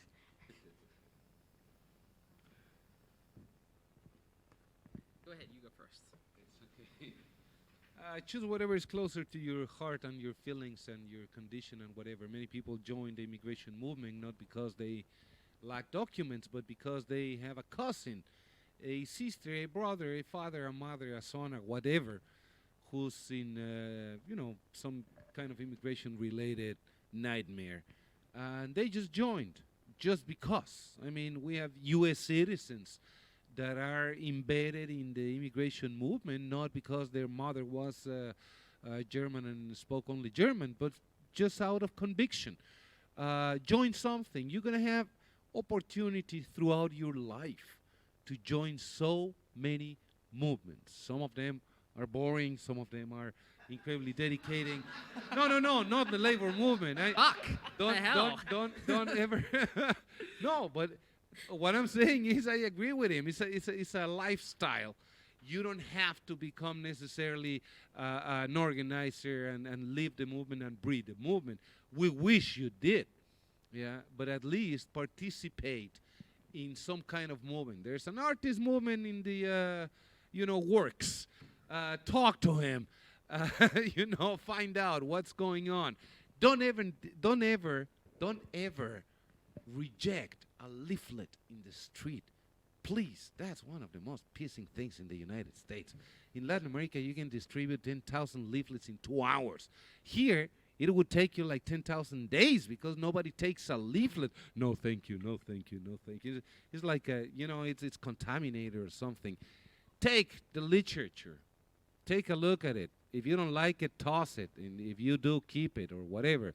But don't ever reject information. That's, I think that's what Elena's saying, The more informed you are, the better you are to think about transformation, to think about your prospects in life, to organize more people, whether these dishwashers or other students, it doesn't matter much, but be informed. Join something, don't believe in the internet community and Facebook, although I am in Facebook, but don't believe that is the society. I mean, actually, in the world, only 1 out of every 52 people has access to internet. So there are 51 other people, who are not in Facebook and in all of these things. They don't have email and they don't have cell phones, and you can't text them anything.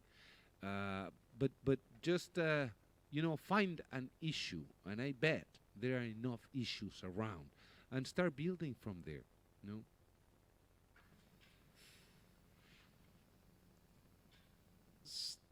Students can play, a role in volunteering and being parts of lots of movements. They can come to rallies. They can do a ton of shit with their free time. They can do research. They can think of creative things to do. I think what needs to happen is I think people need to make a decision that they're going to, as part of their time of learning, they need to learn how to organize people.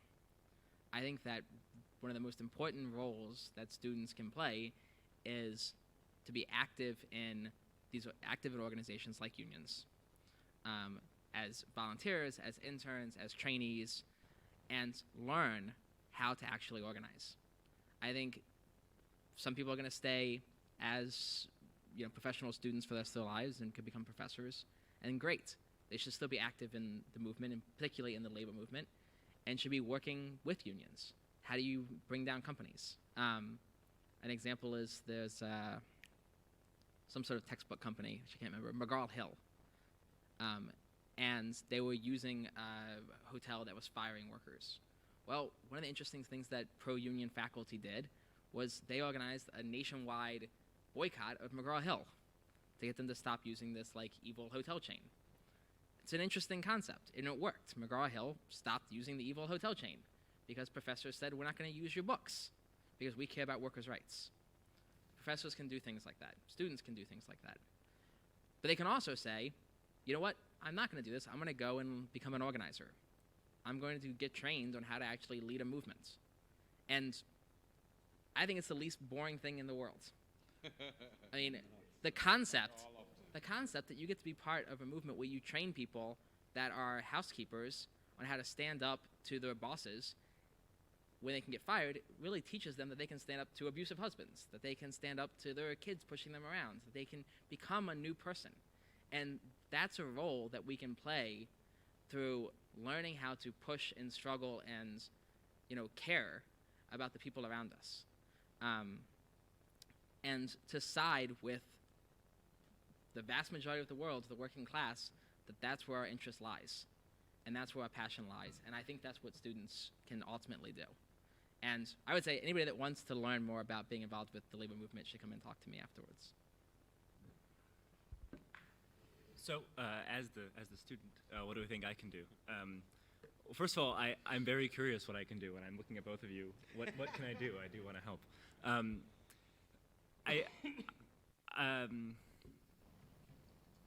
There's a lot of, for me, my role as a student was an inevitability in life. My role as a college student, my probable future role as a graduate student and professor, whatever, possibly maybe, is somewhat of an inevitability in life.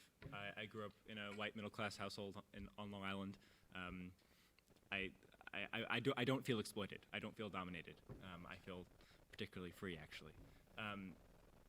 But I don't necessarily feel that being a radical has to come from feeling like you've been shitted on all your life. I feel like being a radical shouldn't be a choice. That the state of the world is such that once you learn about it, you're going to want to change it. You're going to want to make it better, and that it's you're not going to you're going to reach a choice, and what are you going to do about that? But you're not going to reach a choice that you're not going to say, oh well, I could believe that, or I could believe that the free market is great. You know, it's not a choice. One is good, one is bad. And so the role of the student movement, right, is going to be taking this moment where we're all being educated and we're all learning about the world, we're all learning about how things work, and how things really are, or whatever. And to open up to people who don't feel exploited, who don't feel constantly that the world is a bad place, and to show them that there are things that need to be changed and there is work that needs to be done. And if there was a real student movement that once you got on campus, you felt part of it, and once you got on campus, you felt you couldn't ignore it, then I think we'd have this enormous deluge of people who wanted to do things, and that there would never be a union who was starved for people who wanted to learn how to organize, and that there would never be a women's rights group that would be starved to have people to distribute information or work in hospitals or whatever. And that the goal of the student movement should be obviously student issues, right? We have, as a student, there's a lot of things that I think I can fix for myself. But also the goal of the student movement should be something that will allow huge tracts of the population to realize how the world works and to become really political.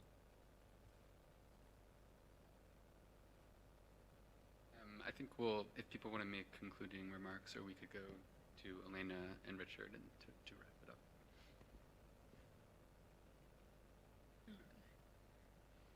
I'm not sure what my concluding remarks would be. I was thinking about students, the union movement, and being radical. I think that, first of all, that as movements go, that the union movement plays a central and perhaps critical and different role from other movements because of the structural role that labor plays in our society. As for students, I'm a little bit more skeptical about a student movement per se. I mean, I think student movements are essentially historically auxiliary to other movements. Being a student is generally a temporary condition. I think that the advantage of students is the relative freedom that students have. And in that respect, intellectuals often from a background that is not necessarily, that is relatively privileged, frequently are more radical than the rest of society. And again, that's also a function of modern capitalist society, this creation of a disgruntled radical intelligentsia, which is something that did not exist in previous types of class society. So on the question of radicalism, I think that one of the problems with being radical meaning going to the root in the etymological sense, is that being radical now means facing a great deal of defeat. So I think that radical intellectuals need to think very soberly about the history of, say, the last 100 years. And ask themselves why movements for profound and radical change have failed. And that's a very difficult task. It's not a cheerful task. It tends to be a demoralizing task. And to face that task soberly also can lead one into what seems like sterile discussion. And I'm not sure how to avoid that. But I think that it's necessary.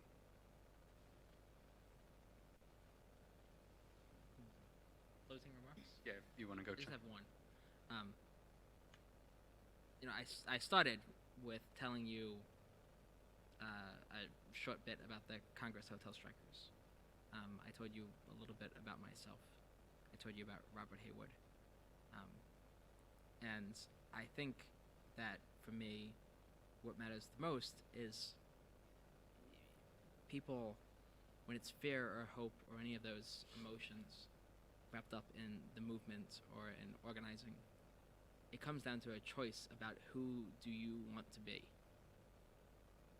You know, the Congress Hotel strikers, Leticia Cortina, had to make a decision about who she wanted to be.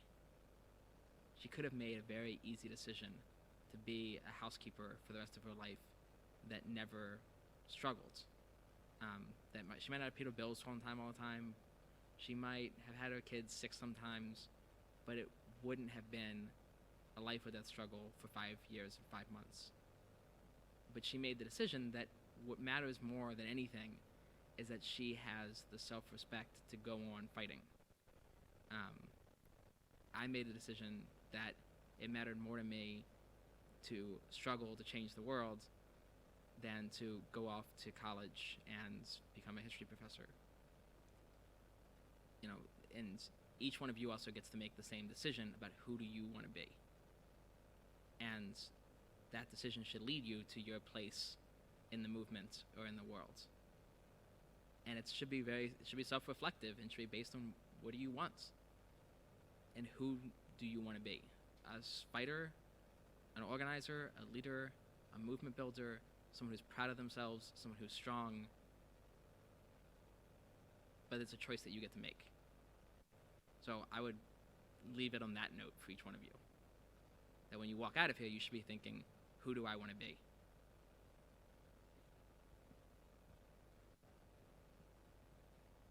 You're actually going to receive a lot of help. I think the economic crisis in the United States is going to help you decide. Because life is not going to be exactly the same as it was up to 1 or 2 years ago. It's going to be a lot tougher. And when you are living in tougher conditions, you tend to try to change them. I don't know if it's a personal decision as I sit down right now and I meditate and I come up with a solution and I'm going to become this. In my particular personal history, it was a decision made for me. And I wanted to bring it up because when I came to the United States, I found out that many people are afraid to be identified with the left or being liberals or being radicals. Jesus, that's such an insult. I don't know. I mean, it's like my life is going to end if I'm labeled a radical, you know. I think it's McCarthyism all over again, 40 years later, and still goes on. In my case, I was 15. Recently entered college when I went to a demonstration, street demonstration, and the police came out and shot us. And nobody knows exactly, but maybe 125 people died, including some of my classmates. And it's not fun at any age, but particularly when you're 15, to see somebody getting shot in the street just for demonstrating and protesting. So we didn't have our McCarthyism. But we did have, police shooting us in the streets. We had our dirty war. Hundreds of people disappeared, political prisoners, not 3 or 4 or 5 or 6. We had them by the hundreds in jails and torture as an everyday issue. People disappeared, thrown out in the sea from helicopters, from the military. That's more or less how I grew up. I don't think it was an altogether personal choice. Of course, I could have decided to go hide and live, sleep under my bed and hide forever the rest of my life, and I choose not to. And I've been for 37 years doing exactly the opposite. I keep demonstrating, and I keep going, and I keep organizing, and I keep whatever I do, and that would be my invitation. Revive, forget McCarthyism, and revive the spirit of 68, not only in the United States, but in France and in Mexico and everywhere else, when one of the main chants or themes was be realistic, demand the impossible. And I think you are going to have to be realistic, because this society is going to take you right there after this economic crisis.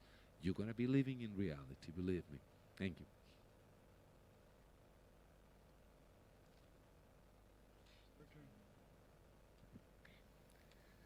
I think that Richard said being a student is temporary in the sense that you all have so much freedom, you have so much time, maybe not. I think that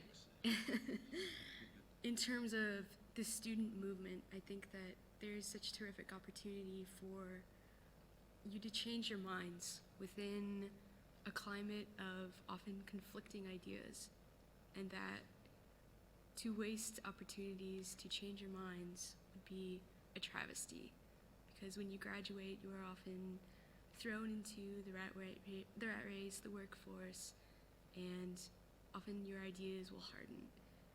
And so immersing yourself in a culture of ideas and seeking out conflicting ideas is one of the best ways to stay sharp and seek out new movements. I want to thank everybody for coming to the panel today.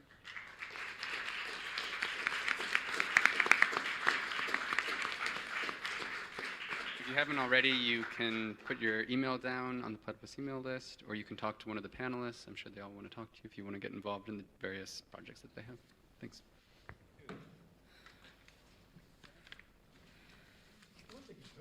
I don't. I know.